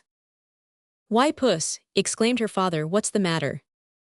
She put her hand upon the hand her sister stretched towards her, and read on, her voice still faltering and trembling, though she made an effort to command it when thus interrupted. To part with whom, at any step between the cradle and the grave, is always sorrowful. O home, so true to us, so often slighted in return, be lenient to them that turn away from thee, and do not haunt their erring footsteps too reproachfully. Let no kind looks, no well-remembered smiles, be seen upon thy phantom face. Let no ray of affection, welcome, gentleness, forbearance, cordiality, shine from thy white head. Let no old loving word or tone rise up in judgment against thy deserter. But if thou canst look harshly and severely, do, in mercy to the penitent. Dear Marion, read no more tonight, said Grace, for she was weeping. I cannot, she replied, and closed the book. The words seem all on fire. The doctor was amused at this, and laughed as he patted her on the head. What, overcome by a storybook, said Dr. Jeddler. Print and paper, well, it's all one. It's as rational to make a serious matter of print and paper as of anything else. But dry your eyes, love, dry your eyes. I dare say the heroine has got home again long ago and made it up all round, and if she hasn't, a real home is only 4 walls and a fictitious one mere rags and ink. What's the matter now? It's only me, mister, said Clemency, putting in her head at the door. And what's the matter with you? Said the doctor. Oh, bless you, nothing ain't the matter with me, returned Clemency, and truly too, to judge from her well-soaped face, in which there gleamed as usual the very soul of good humor, which, ungainly as she was, made her quite engaging. Abrasions on the elbows are not generally understood. It is true, to range within that class of personal charms called beauty spots. But it is better, going through the world, to have the arms chafed in that narrow passage, than the temper, and Clemency's was sound and whole as any beauty in the land.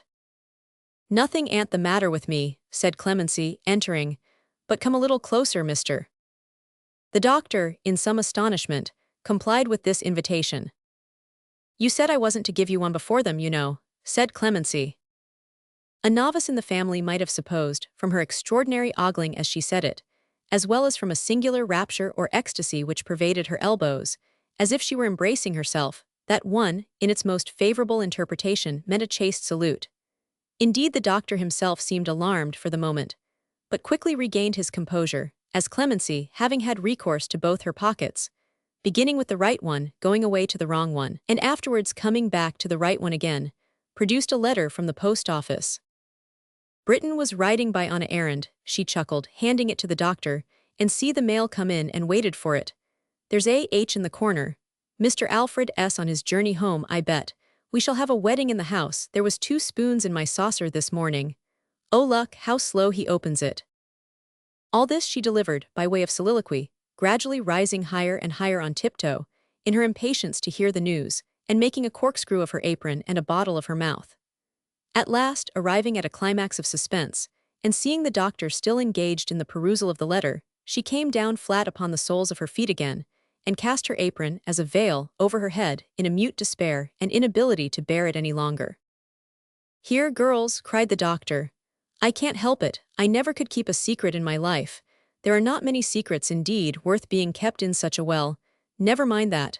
Alfred's coming home, my dears, directly." "Directly!" exclaimed Marion.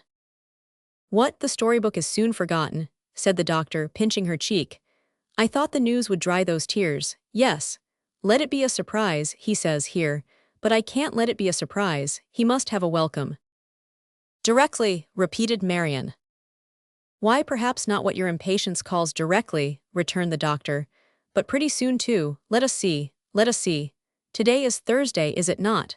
Then he promises to be here this day month." "This day month," repeated Marion softly. "A gay day and a holiday for us," said the cheerful voice of her sister Grace, kissing her in congratulation. "Long looked forward to, dearest, and come at last." She answered with a smile, a mournful smile but full of sisterly affection, and as she looked in her sister's face, and listened to the quiet music of her voice, picturing the happiness of this return, her own face glowed with hope and joy. And with a something else, a something shining more and more through all the rest of its expression, for which I have no name. It was not exultation, triumph, proud enthusiasm. They are not so calmly shown. It was not love and gratitude alone, though love and gratitude were part of it. It emanated from no sordid thought, for sordid thoughts do not light up the brow and hover on the lips and move the spirit like a fluttered light until the sympathetic figure trembles.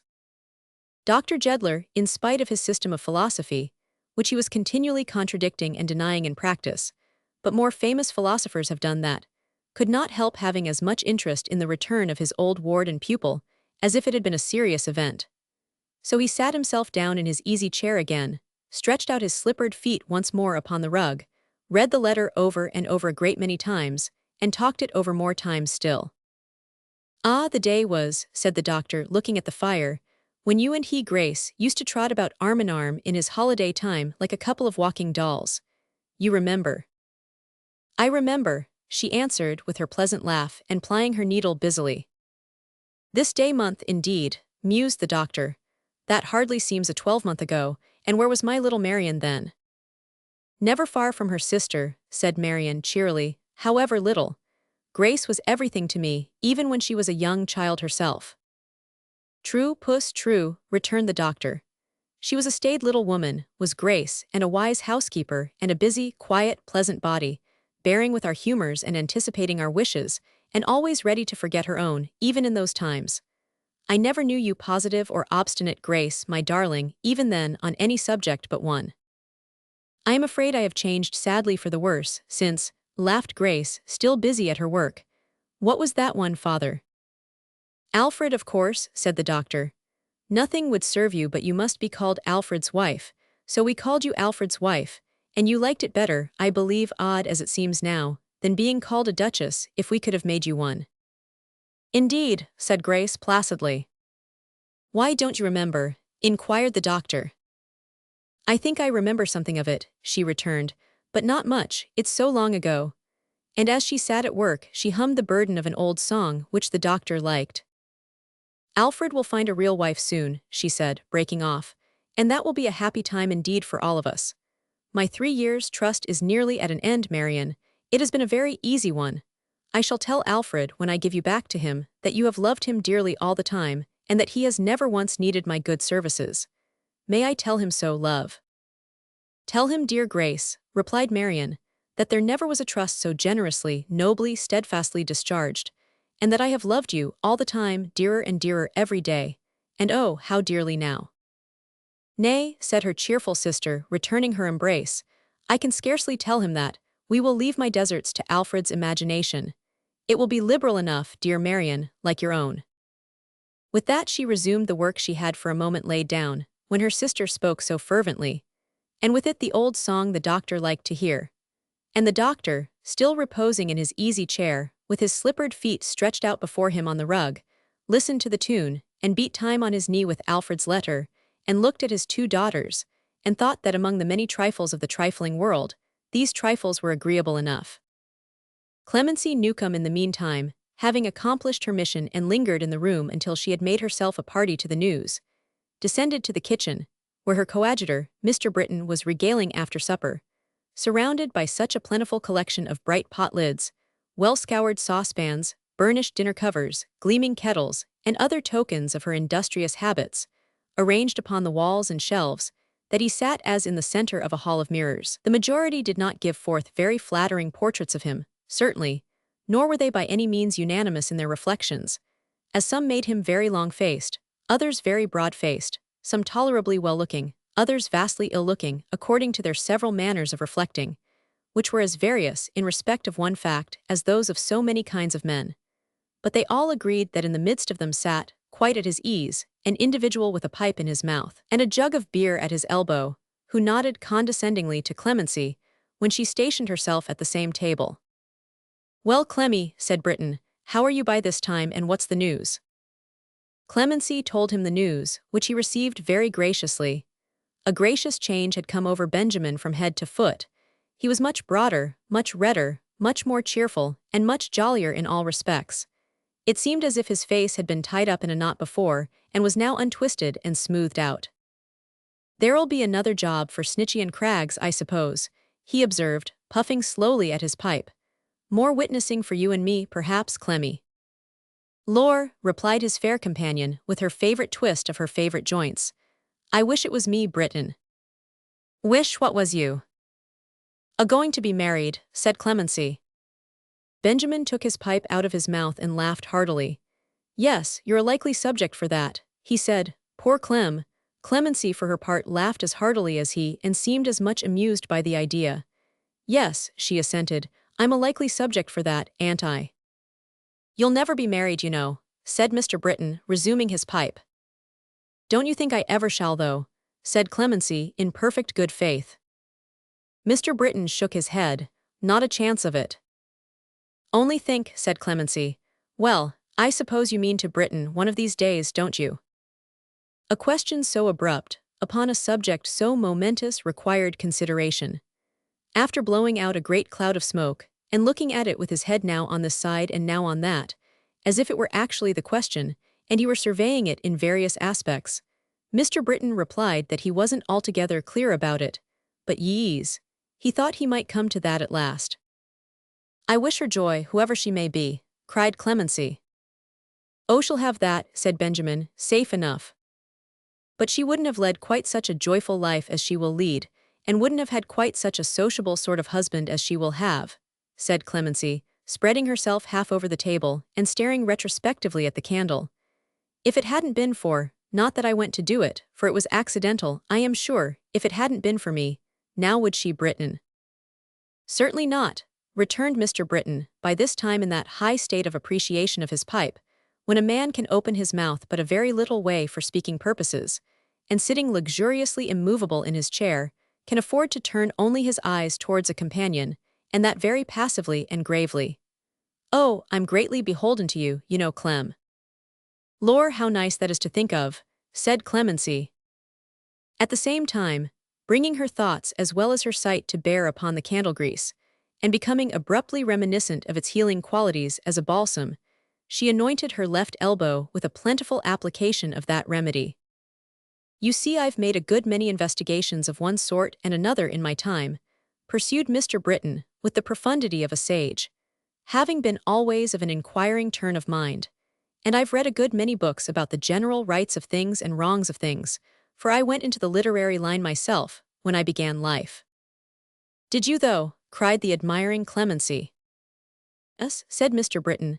"I was hid for the best part of 2 years behind a bookstall, ready to fly out if anybody pocketed a volume, and after that I was light porter to a stay and mantua maker, in which capacity I was employed to carry about, in oilskin baskets, nothing but deceptions, which soured my spirits and disturbed my confidence in human nature. And after that I heard a world of discussions in this house, which soured my spirits fresh, and my opinion after all is that, as a safe and comfortable sweetener of the same, and as a pleasant guide through life, there's nothing like a nutmeg grater. Clemency was about to offer a suggestion, but he stopped her by anticipating it. Combined, he added gravely, with a thimble. Do as you wold, you know, etc., observed Clemency, folding her arms comfortably in her delight at this avowal and patting her elbows. Such a short cut, ain't it? I'm not sure, said Mr. Britton, that it's what would be considered good philosophy. I've my doubts about that, but it wears well and saves a quantity of snarling, which the genuine article do always. See how you used to go on once yourself, you know, said Clemency. Ah, said Mr. Britton, but the most extraordinary thing, Clemmy, is that I should live to be brought round, through you. That's the strange part of it. Through you, why, I suppose you haven't so much as half an idea in your head. Clemency, without taking the least offense, shook it and laughed and hugged herself and said, no, she didn't suppose she had. I'm pretty sure of it, said Mr. Britton. Oh, I dare say you're right, said Clemency. I don't pretend to none, I don't want any. Benjamin took his pipe from his lips and laughed till the tears ran down his face. What a natural you are, Clemmy, he said, shaking his head with an infinite relish of the joke and wiping his eyes. Clemency, without the smallest inclination to dispute it, did the like and laughed as heartily as he. But I can't help liking you, said Mr. Britton. You're a regular good creature in your way, so shake hands, Clem. Whatever happens, I'll always take notice of you and be a friend to you. Will you? Returned Clemency. Well, that's very good of you. Yes, yes, said Mr. Britton, giving her his pipe to knock the ashes out of. I'll stand by you. Hark, that's a curious noise. Noise, repeated Clemency. A footstep outside, somebody dropping from the wall, it sounded like, said Britton. Are they all abed upstairs? Yes, all abed by this time, she replied. Didn't you hear anything? No. They both listened, but heard nothing. I tell you what, said Benjamin, taking down a lantern. I'll have a look round before I go to bed myself, for satisfaction's sake. Undo the door while I light this, Clemmy. Clemency complied briskly, but observed as she did so, that he would only have his walk for his pains, that it was all his fancy, and so forth. Mr. Britton said very likely, but sallied out, nevertheless, armed with the poker, and casting the light of the lantern far and near in all directions. It's as quiet as a churchyard, said Clemency, looking after him, and almost as ghostly too. Glancing back into the kitchen, she cried fearfully as a light figure stole into her view, What's that? Hush, said Marion in an agitated whisper. You have always loved me, have you not? Loved you, child, you may be sure I have. I am sure, and I may trust you, may I not? There is no one else just now in whom I can trust. Yes, said Clemency with all her heart. There is someone out there, pointing to the door, whom I must see and speak with tonight. Michael Warden, for God's sake retire, not now. Clemency started with surprise and trouble, as, following the direction of the speaker's eyes, she saw a dark figure standing in the doorway. In another moment you may be discovered, said Marion. Not now, wait if you can in some concealment, I will come presently. He waved his hand to her, and was gone. Don't go to bed, wait here for me, said Marion hurriedly. I have been seeking to speak to you for an hour past. Oh, be true to me. Eagerly seizing her bewildered hand, and pressing it with both her own to her breast, an action more expressive, in its passion of entreaty, than the most eloquent appeal in words, Marion withdrew, as the light of the returning lantern flashed into the room. All still and peaceable, nobody there. Fancy, I suppose, said Mr. Britton as he locked and barred the door. One of the effects of having a lively imagination. Halloa, why, what's the matter? Clemency, who could not conceal the effects of her surprise and concern, was sitting in a chair, pale and trembling from head to foot. Matter, she repeated, chafing her hands and elbows nervously and looking anywhere but at him. That's good in you, Britton, that is. After going and frightening one out of one's life with noises and lanterns, and I don't know what all. Matter, oh yes. If you're frightened out of your life by a lantern, Clemmy, said Mr. Britton, composedly blowing it out and hanging it up again, that apparitions very soon got rid of. But you're as bold as brass in general, he said, stopping to observe her. And were, after the noise and the lantern too, what have you taken into your head? Not an idea, eh? But as Clemency bade him good night very much after her usual fashion, and began to bustle about with a show of going to bed herself immediately, little Britain, after giving utterance to the original remark that it was impossible to account for a woman's whims, bade her good night in return, and taking up his candle strolled drowsily away to bed. When all was quiet, Marion returned. "Open the door," she said, "and stand there close beside me while I speak to him outside." Timid as her manner was, it still evinced a resolute and settled purpose, such as Clemency could not resist. She softly unbarred the door, but before turning the key, looked round on the young creature waiting to issue forth when she should open it. The face was not averted or cast down, but looking full upon her, in its pride of youth and beauty. Some simple sense of the slightness of the barrier that interposed itself between the happy home and honored love of the fair girl, and what might be the desolation of that home, and shipwreck of its dearest treasure, smote so keenly on the tender heart of Clemency, and so filled it to overflowing with sorrow and compassion, that, bursting into tears, she threw her arms round Marion's neck. "It's little that I know, my dear," cried Clemency, "very little, but I know that this should not be. Think of what you do." "I have thought of it many times," said Marion gently. "Once more," urged Clemency, "till tomorrow." Marion shook her head. "For Mr. Alfred's sake," said Clemency with homely earnestness, "him that you used to love so dearly once." She hid her face, upon the instant, in her hands, repeating once, as if it rent her heart. "Let me go out," said Clemency, soothing her. "I'll tell him what you like. Don't cross the doorstep tonight. I'm sure no good will come of it. Oh, it was an unhappy day when Mr. Warden was ever brought here. Think of your good father, darling, of your sister." "I have," said Marion, hastily raising her head. "You don't know what I do. You don't know what I do. I must speak to him. You are the best and truest friend in all the world for what you have said to me, but I must take this step. Will you go with me, Clemency?" She kissed her on her friendly face, "or shall I go alone?" The secret interview, the secret interview, the secret interview, the secret interview, the secret interview, the secret interview. Sorrowing and wondering, Clemency turned the key and opened the door. Into the dark and doubtful night that lay beyond the threshold, Marion passed quickly, holding by her hand.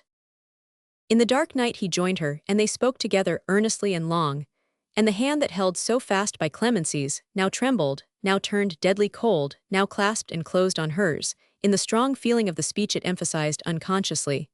When they returned, he followed to the door, and pausing there a moment, seized the other hand and pressed it to his lips, then stealthily withdrew. The door was barred and locked again, and once again she stood beneath her father's roof. Not bowed down by the secret that she brought there, though so young, but with that same expression on her face, for which I had no name before, and shining through her tears. Again she thanked and thanked her humble friend, and trusted to her, as she said with confidence implicitly. Her chamber safely reached, she fell upon her knees, and with her secret weighing on her heart could pray. Could rise up from her prayers, so tranquil and serene, and bending over her fond sister in her slumber, look upon her face and smile, though sadly, murmuring as she kissed her forehead, how that Grace had been a mother to her ever, and she loved her as a child. Could draw the passive arm about her neck when lying down to rest, it seemed to cling there, of its own will, protectingly and tenderly even in sleep, and breathe upon the parted lips, "God bless her." Could sink into a peaceful sleep herself, but for one dream, in which she cried out in her innocent and touching voice, that she was quite alone, and they had all forgotten her. A month soon passes, even at its tardiest pace. The month appointed to elapse between that night and the return was quick of foot and went by like a vapor. Arrived a raging winter day that shook the old house sometimes as if it shivered in the blast, a day to make home doubly home, to give the chimney corner new delights, to shed a ruddier glow upon the faces gathered round the hearth, and draw each fireside group into a closer and more social league against the roaring elements without. Such a wild winter day as best prepares the way for shut-out night, for curtained rooms and cheerful looks, for music, laughter, dancing, light, and jovial entertainment. All these the doctor had in store to welcome Alfred back. They knew that he could not arrive till night, and they would make the night air ring, he said, as he approached. All his old friends should congregate about him. He should not miss a face that he had known and liked. No, they should everyone be there. So guests were bidden, and musicians were engaged, and tables spread, and floors prepared for active feet, and bountiful provision made of every hospitable kind. Because it was the Christmas season, and his eyes were all unused to English holly and its sturdy green, the dancing room was garlanded and hung with it, and the red berries gleamed in English welcome to him, peeping from among the leaves. It was a busy day for all of them, a busier day for none of them than Grace, who noiselessly presided everywhere, and was the cheerful mind of all the preparations. Many a time that day, as well as many a time within the fleeting month preceding it, did Clemency glance anxiously, and almost fearfully, at Marion. She saw her paler, perhaps, than usual, but there was a sweet composure on her face that made it lovelier than ever. At night when she was dressed, and wore upon her head a wreath that Grace had proudly twined about it, its mimic flowers were Alfred's favorites, as Grace remembered when she chose them, that old expression, pensive, almost sorrowful, and yet so spiritual, high and stirring, sat again upon her brow, enhanced 100-fold. "The next wreath I adjust on this fair head will be a marriage wreath," said Grace, "or I am no true prophet, dear." Her sister smiled, and held her in her arms. "A moment, Grace, don't leave me yet. Are you sure that I want nothing more?" Her care was not for that. It was her sister's face she thought of, and her eyes were fixed upon it tenderly. "My art," said Grace, "can go no farther, dear girl, nor your beauty. I never saw you look so beautiful as now." "I never was so happy," she returned. "Aye, but there is greater happiness in store.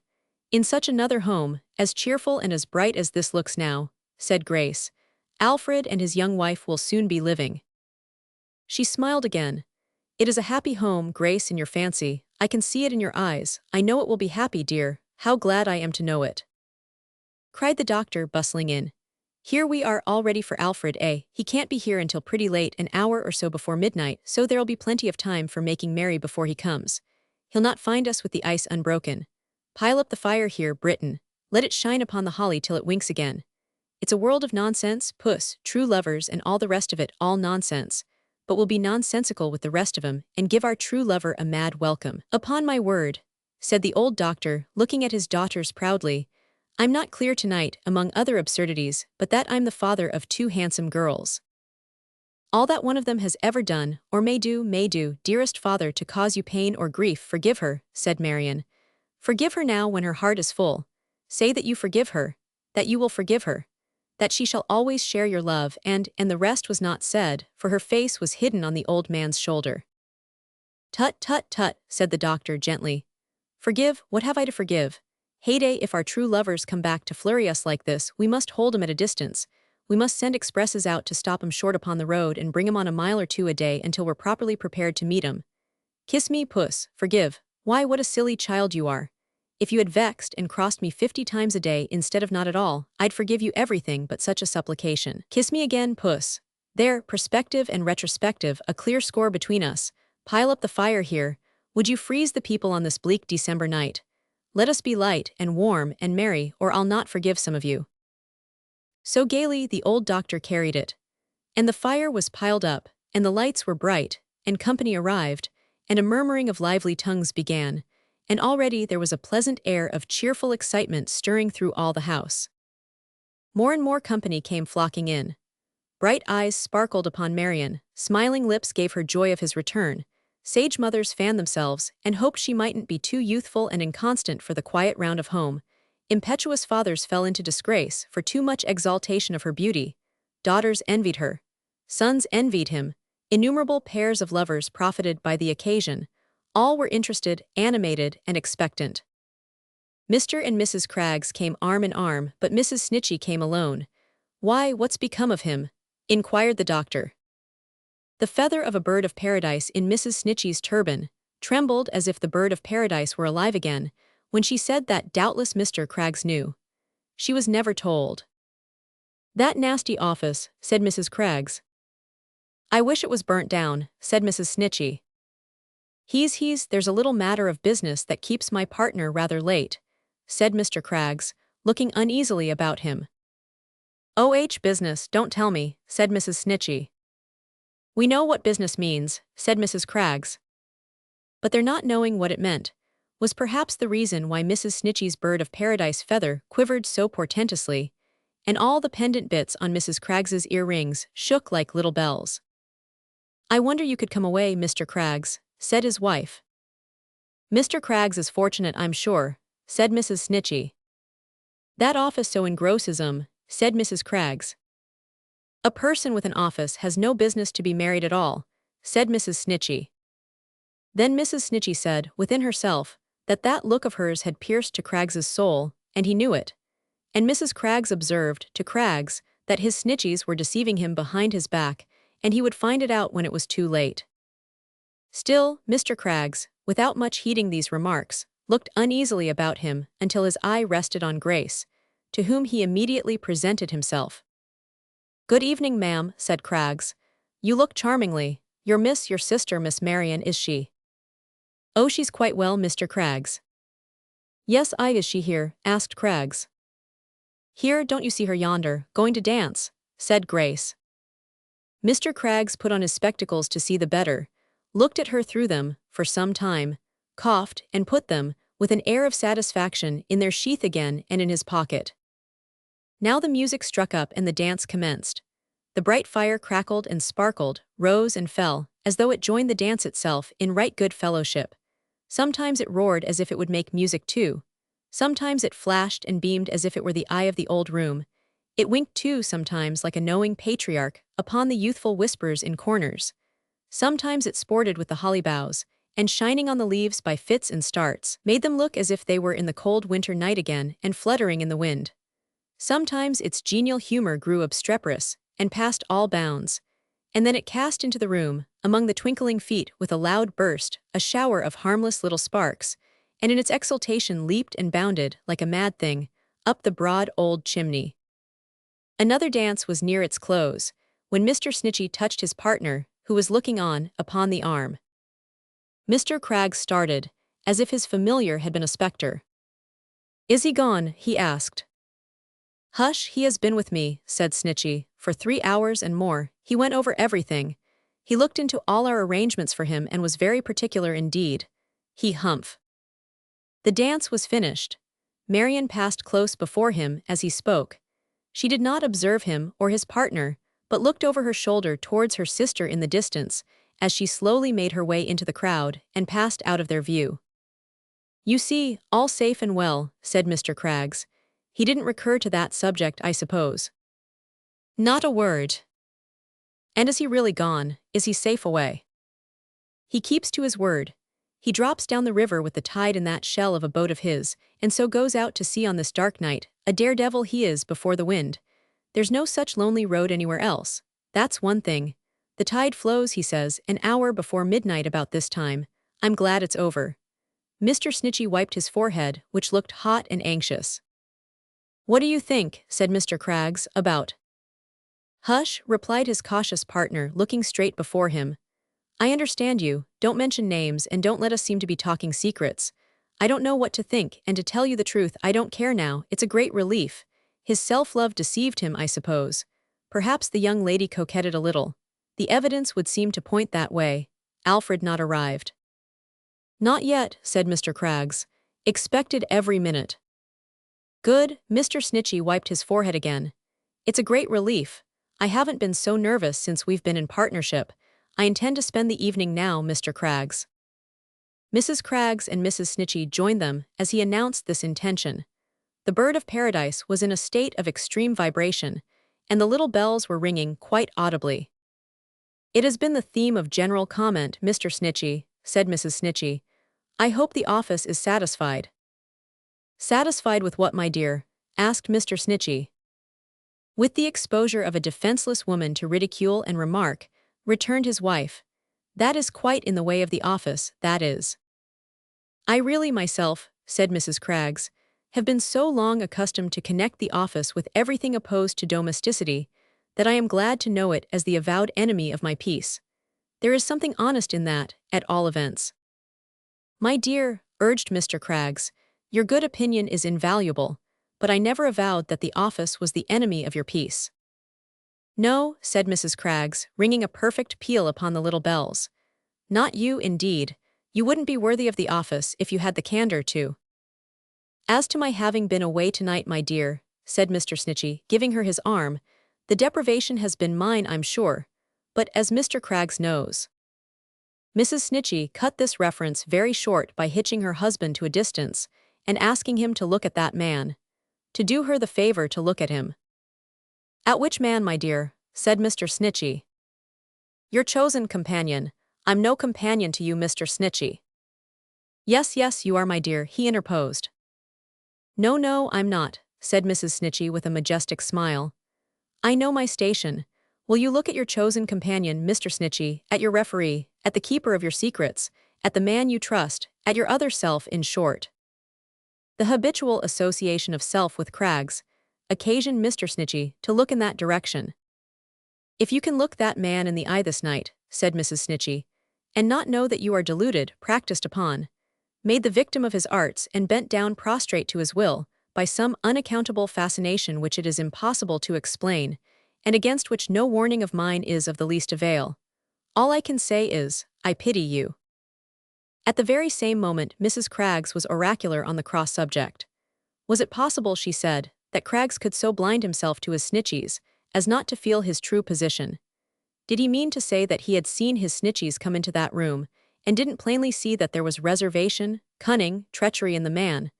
Would he tell her that his very action, when he wiped his forehead and looked so stealthily about him, didn't show that there was something weighing on the conscience of his precious snitcheys? If he had a conscience, that wouldn't bear the light. Did anybody but his snitcheys come to festive entertainments like a burglar? Which, by the way, was hardly a clear illustration of the case, as he had walked in very mildly at the door. And would he still assert to her at noonday, it being nearly midnight, that his snitcheys were to be justified through thick and thin, against all facts and reason and experience?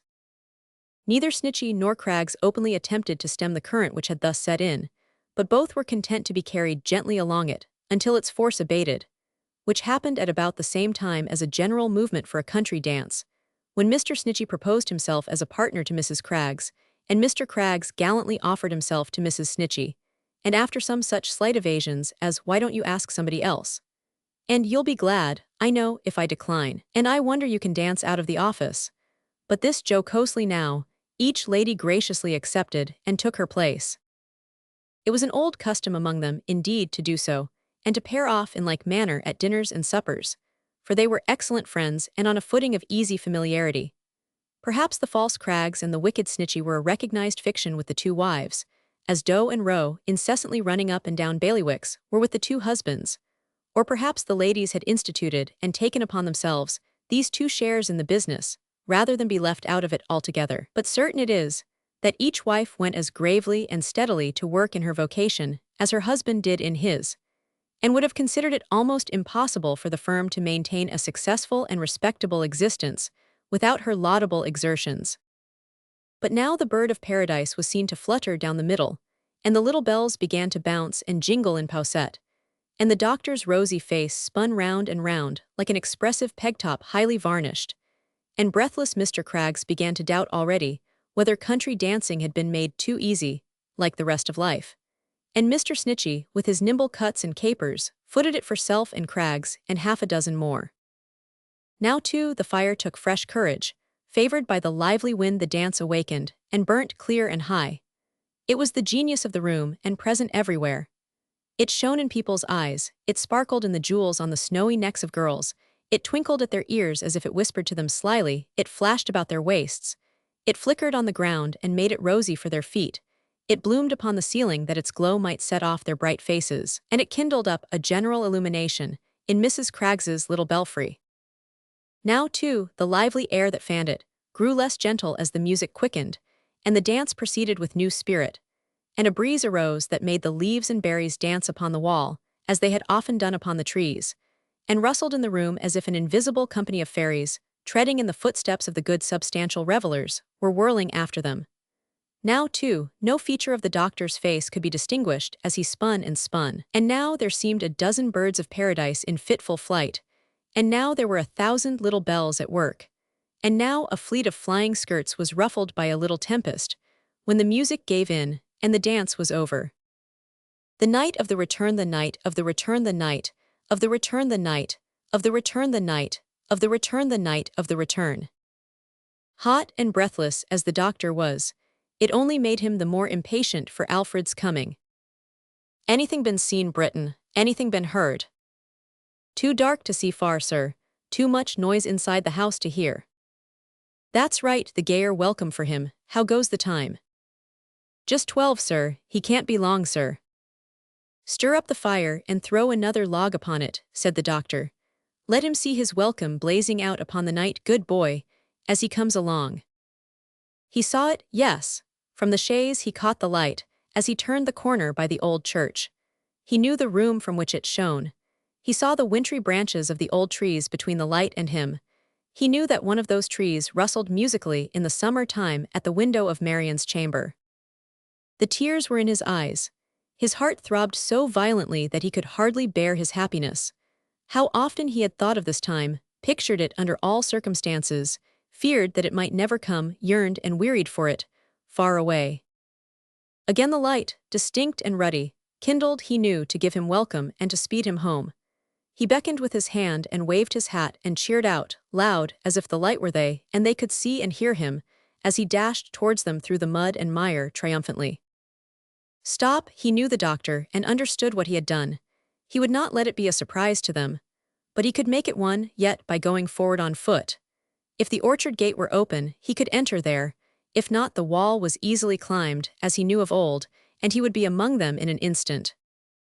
He dismounted from the chaise, and telling the driver, even that was not easy in his agitation, to remain behind for a few minutes, and then to follow slowly, ran on with exceeding swiftness, tried the gate, scaled the wall, jumped down on the other side, and stood panting in the old orchard. There was a frosty rime upon the trees, which, in the faint light of the clouded moon, hung upon the smaller branches like dead garlands. Withered leaves crackled and snapped beneath his feet, as he crept softly on towards the house. The desolation of a winter night sat brooding on the earth and in the sky.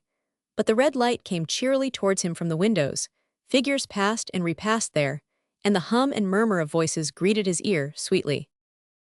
Listening for hers, attempting, as he crept on, to detach it from the rest, and half believing that he heard it, he had nearly reached the door when it was abruptly opened, and a figure coming out encountered his. It instantly recoiled with a half-suppressed cry. "Clemency," he said, "don't you know me?" "Don't come in," she answered, pushing him back. "Go away, don't ask me why, don't come in." "What is the matter?" he exclaimed. "I don't know, I am afraid to think. Go back, hark." There was a sudden tumult in the house. She put her hands upon her ears. A wild scream, such as no hands could shut out, was heard, and Grace, distraction in her looks and manner, rushed out at the door. "Grace," he caught her in his arms.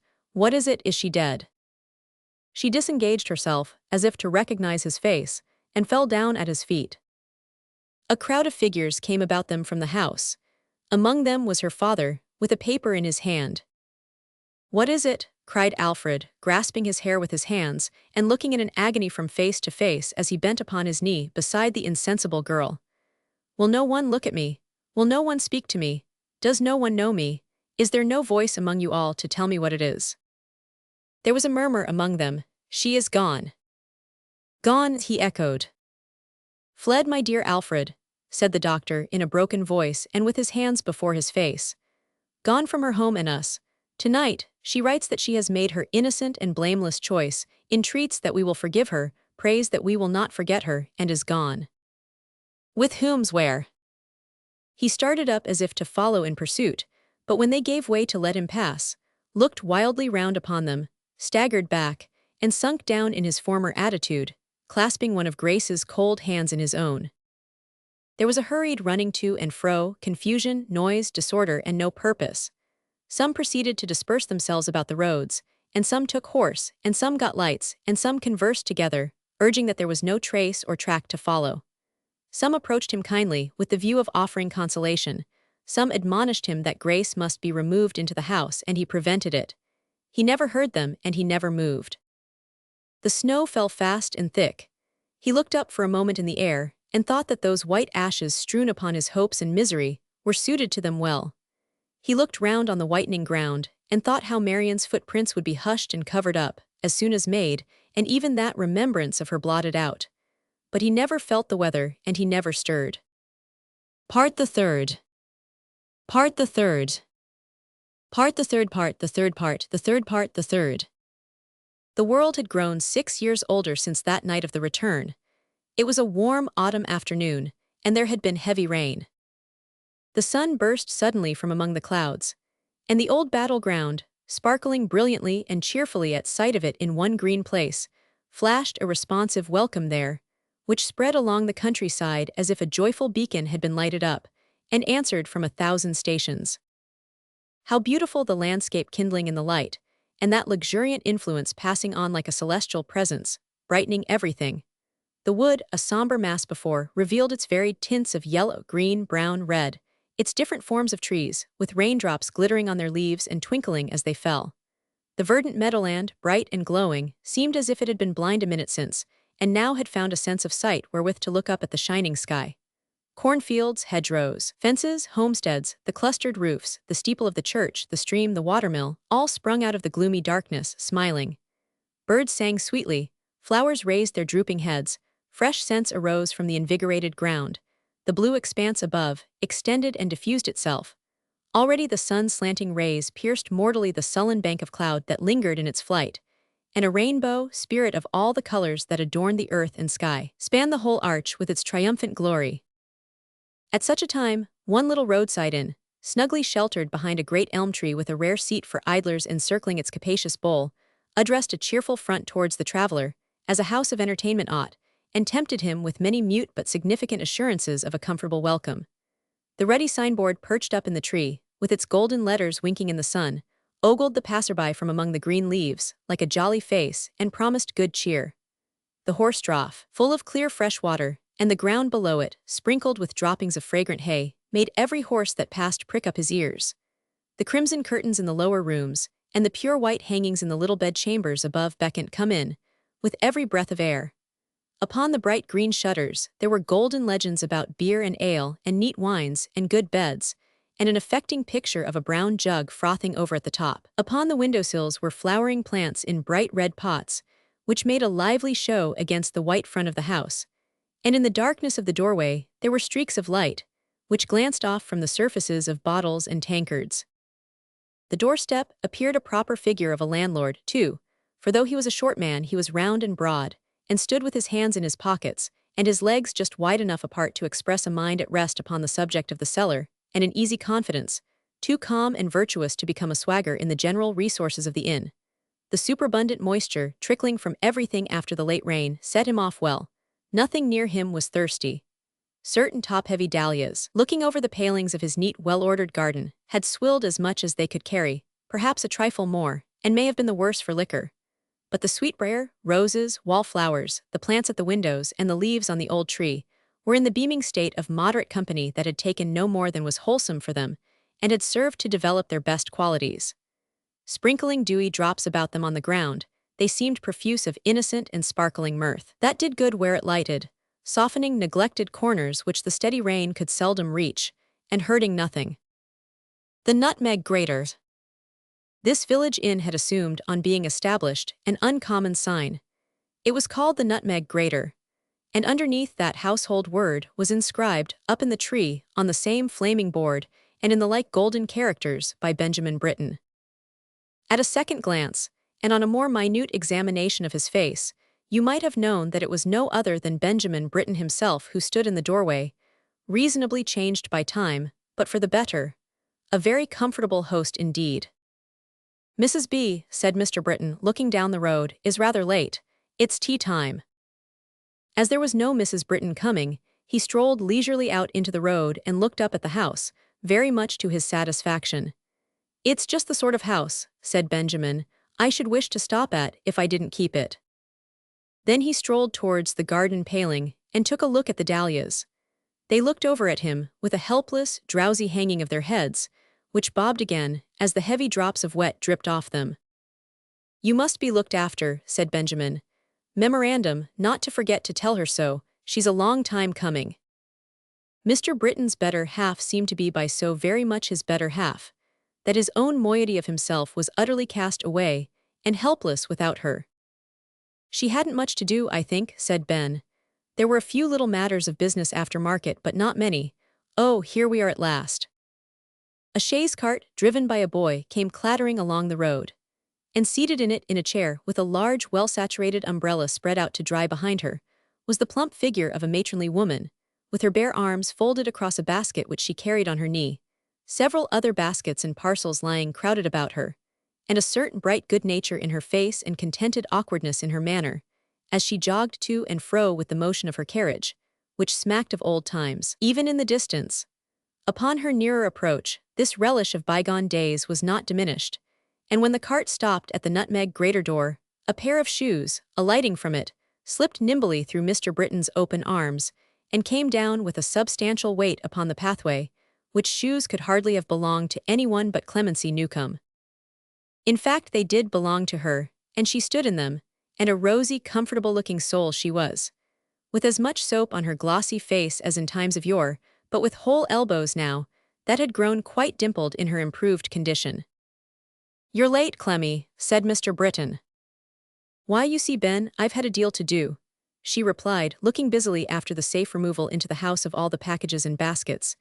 8, 9, 10, where's 11? Oh, my basket's 11, it's all right. Put the horse up, Harry, and if he coughs again give him a warm mash tonight. 8, 9, 10. Why, where's 11? Oh, I forgot, it's all right. How's the children, Ben?" "Hearty, Clemmy, hearty." "Bless their precious faces," said Mrs. Britton, unbonneting her own round countenance, for she and her husband were by this time in the bar, and smoothing her hair with her open hands. "Give us a kiss, old man." Mr. Britton promptly complied. "I think," said Mrs. Britton, applying herself to her pockets, and drawing forth an immense bulk of thin books and crumpled papers, a very kennel of dog's ears. "I've done everything. Bills all settled, turnips sold, brewer's account looked into and paid, 'bacco pipes ordered, £17.4 paid into the bank, Dr. Heathfield's charge for little Clem. You'll guess what that is. Dr. Heathfield won't take nothing again, Ben." "I thought he wouldn't," returned Britton. "No, he says whatever family you was to have, Ben, he'd never put you to the cost of a halfpenny. Not if you was to have 20. Mr. Britton's face assumed a serious expression, and he looked hard at the wall. "And it kind of him," said Clemency. "Very," returned Mr. Britton. "It's the sort of kindness that I wouldn't presume upon on any account." "No," retorted Clemency. "Of course not. Then there's the pony he fetched £8 too, and that ain't bad, is it?" "It's very good," said Ben. "I'm glad you're pleased," exclaimed his wife. "I thought you would be, and I think that's all, and so no more at present from yours, etc. C. Britton. Ha ha ha, there, take all the papers and lock 'em. Oh, wait a minute. Here's a printed bill to stick on the wall, wet from the printer S. How nice it smells." "What's this?" said Ben, looking over the document. "I don't know," replied his wife. "I haven't read a word of it." "To be sold by auction," read the host of the nutmeg grater, "unless previously disposed of by private contract." "They always put that," said Clemency. "Yes, but they don't always put this," he returned. "Look here, mansion C. Offices C. Shrubberies C. Ring fence C. Messrs. Snitchy and Craggs C. Ornamental portion of the unencumbered freehold property of Michael Warden, Esquire, intending to continue to reside abroad." "Intending to continue to reside abroad," repeated Clemency. "Here it is," said Mr. Britton. "Look." "And it was only this very day that I heard it whispered at the old house, that better and plainer news had been half promised of her soon," said Clemency, shaking her head sorrowfully, and patting her elbows as if the recollection of old times unconsciously awakened her old habits. "Dear, dear, dear. There'll be heavy hearts, Ben, yonder." Mr. Britton heaved a sigh and shook his head and said he couldn't make it out. He had left off trying long ago. With that remark, he applied himself to putting up the bill just inside the bar window, and Clemency, after meditating in silence for a few moments, roused herself, cleared her thoughtful brow, and bustled off to look after the children. Though the host of the nutmeg grater had a lively regard for his good wife, it was of the old patronizing kind, and she amused him mightily. Nothing would have astonished him so much as to have known for certain from any third party that it was she who managed the whole house, and made him, by her plain straightforward thrift, good humor, honesty, and industry, a thriving man. So easy it is in any degree of life, as the world very often finds it, to take those cheerful natures that never assert their merit at their own modest valuation, and to conceive a flippant liking of people for their outward oddities and eccentricities, whose innate worth, if we would look so far, might make us blush in the comparison. It was comfortable to Mr. Britton to think of his own condescension in having married Clemency. She was a perpetual testimony to him of the goodness of his heart and the kindness of his disposition, and he felt that her being an excellent wife was an illustration of the old precept that virtue is its own reward. He had finished wafering up the bill and had locked the vouchers for her day's proceedings in the cupboard, chuckling all the time over her capacity for business, when returning with the news that the two Master Brittons were playing in the coach-house, under the superintendence of one Betsy, and that little Clem was sleeping like a picture, she sat down to tea, which had awaited her arrival, on a little table. It was a very neat little bar, with the usual display of bottles and glasses, a sedate clock. Right to the minute, it was 5:30, everything in its place, and everything furbished and polished up to the very utmost. "It's the first time I've sat down quietly today, I declare," said Mrs. Britton, taking a long breath, as if she had sat down for the night, but getting up again immediately to hand her husband his tea and cut him his bread and butter. "How that bill does set me thinking of old times." "Ah," said Mr. Britton, handling his saucer like an oyster and disposing of its contents on the same principle.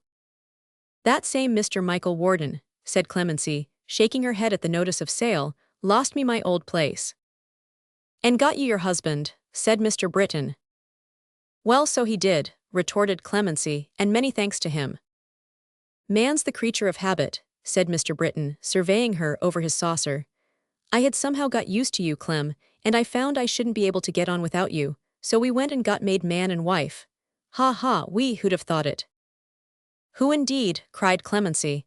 "It was very good of you, Ben." "No, no, no," replied Mr. Britton with an air of self-denial. "Nothing worth mentioning." "Oh yes it was, Ben," said his wife with great simplicity. "I'm sure I think so, and am very much obliged to you." Ah, looking again at the bill, when she was known to be gone, and out of reach, dear girl, I couldn't help telling for her sake quite as much as theirs, what I knew, could I? "You told it, anyhow," observed her husband. "And Dr. Jeddler," pursued Clemency, putting down her teacup and looking thoughtfully at the bill, "in his grief and passion, turned me out of house and home. I never have been so glad of anything in all my life as that I didn't say an angry word to him, and hadn't an angry feeling towards him even then, for he repented that truly afterwards. How often he has sat in this room and told me over and over again he was sorry for it. The last time, only yesterday when you were out. How often he has sat in this room and talked to me, hour after hour, about one thing and another, in which he made believe to be interested. But only for the sake of the days that are gone away, and because he knows she used to like me, Ben." "Why, how did you ever come to catch a glimpse of that, Clem?" asked her husband, astonished that she should have a distinct perception of a truth which had only dimly suggested itself to his inquiring mind. "I don't know, I'm sure," said Clemency, blowing her tea to cool it. "Bless you, I couldn't tell you if you was to offer me a reward of £100. He might have pursued this metaphysical subject, but for her catching a glimpse of a substantial fact behind him, in the shape of a gentleman attired in mourning, and cloaked and booted like a rider on horseback, who stood at the bar door. He seemed attentive to their conversation, and not at all impatient to interrupt it. Clemency hastily rose at this sight. Mr. Britton also rose and saluted the guest. "Will you please to walk upstairs, sir? There's a very nice room upstairs, sir." "Thank you," said the stranger, looking earnestly at Mr. Britton's wife. "May I come in here?" "Oh, surely, if you like, sir," returned Clemency, admitting him. "What would you please to want, sir?" The bill had caught his eye, and he was reading it. "Excellent property that, sir," observed Mr. Britton. He made no answer, but turning round when he had finished reading, looked at Clemency with the same observant curiosity as before. "You were asking me," he said, still looking at her. What you would please to take, sir, answered Clemency, stealing a glance at him in return. If you will let me have a draught of ale, he said, moving to a table by the window, and will let me have it here, without being any interruption to your meal, I shall be much obliged to you. He sat down as he spoke, without any further parley, and looked out at the prospect. He was an easy, well-knit figure of a man in the prime of life. His face, much browned by the sun, was shaded by a quantity of dark hair, and he wore a mustache. His beer being set before him, he filled out a glass and drank, good-humoredly, to the house, adding, as he put the tumbler down again, "It's a new house, is it not?" "Not particularly new, sir," replied Mr. Britton. "Between 5 and 6 years old," said Clemency, speaking very distinctly. "I think I heard you mention Dr. Jeddler's name as I came in," inquired the stranger. "That bill reminds me of him, for I happen to know something of that story, by hearsay, and through certain connections of mine. Is the old man living?" "Yes, he's living, sir," said Clemency. "Much changed?" "Since when, sir?" returned Clemency, with remarkable emphasis and expression. "Since his daughter went away." "Yes, he's greatly changed since then," said Clemency. "He's gray and old and hasn't the same way with him at all, but I think he's happy now. He has taken on with his sister since then and goes to see her very often. That did him good directly. At first he was sadly broken down, and it was enough to make one's heart bleed to see him wandering about, railing at the world.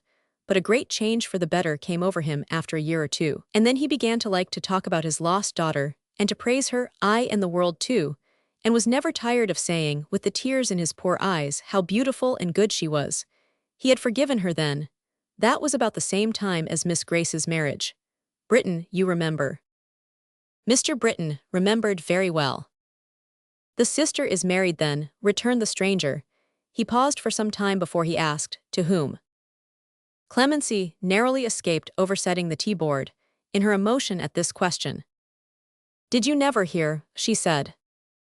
"I should like to hear," he replied, as he filled his glass again and raised it to his lips. "Ah, it would be a long story if it was properly told," said Clemency, resting her chin on the palm of her left hand, and supporting that elbow on her right hand as she shook her head, and looked back through the intervening years, as if she were looking at a fire.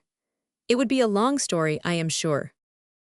"But told as a short one," suggested the stranger.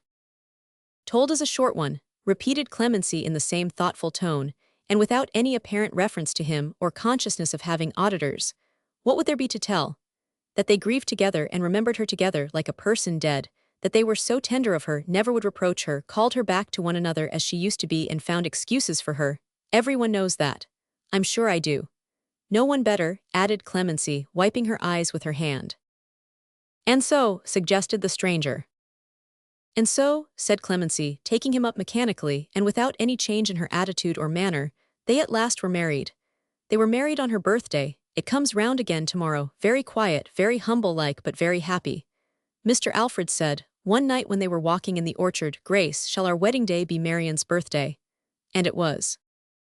And they have lived happily together," said the stranger. "Aye," said Clemency, "no two people ever more so, they have had no sorrow but this." She raised her head as with a sudden attention to the circumstances under which she was recalling these events, and looked quickly at the stranger. Seeing that his face was turned towards the window, and that he seemed intent upon the prospect, she made some eager signs to her husband, and pointed to the bill, and moved her mouth as if she were repeating with great energy one word or phrase to him over and over again.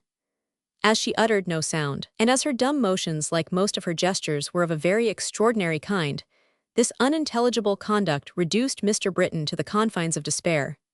He stared at the table, at the stranger, at the spoons, at his wife, followed her pantomime with looks of deep amazement and perplexity, asked in the same language, was it property in danger?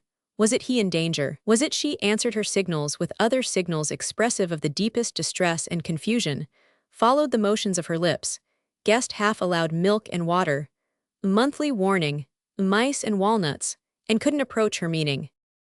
Clemency gave it up at last, as a hopeless attempt, and moving her chair by very slow degrees a little nearer to the stranger, sat with her eyes apparently cast down but glancing sharply at him now and then, waiting until he should ask some other question. She had not to wait long, for he said presently, "And what is the after-history of the young lady who went away? They know it, I suppose." Clemency shook her head. "I've heard," she said, "that Dr. Jeddler is thought to know more of it than he tells.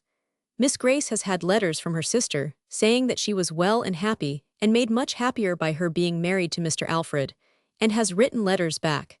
But there's a mystery about her life and fortunes altogether, which nothing has cleared up to this hour, and which—" She faltered here and stopped. "And which," repeated the stranger.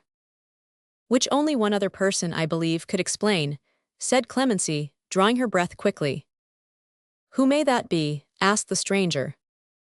"Mr. Michael Warden," answered Clemency, almost in a shriek, at once conveying to her husband what she would have had him understand before, and letting Michael Warden know that he was recognized. "You remember me, sir," said Clemency, trembling with emotion.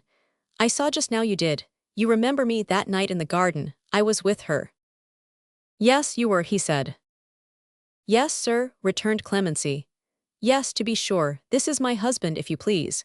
Ben, my dear Ben, run to Miss Grace, run to Mr. Alfred, run somewhere, Ben. Bring somebody here directly." "Stay," said Michael Warden, quietly interposing himself between the door and Britain. "What would you do?"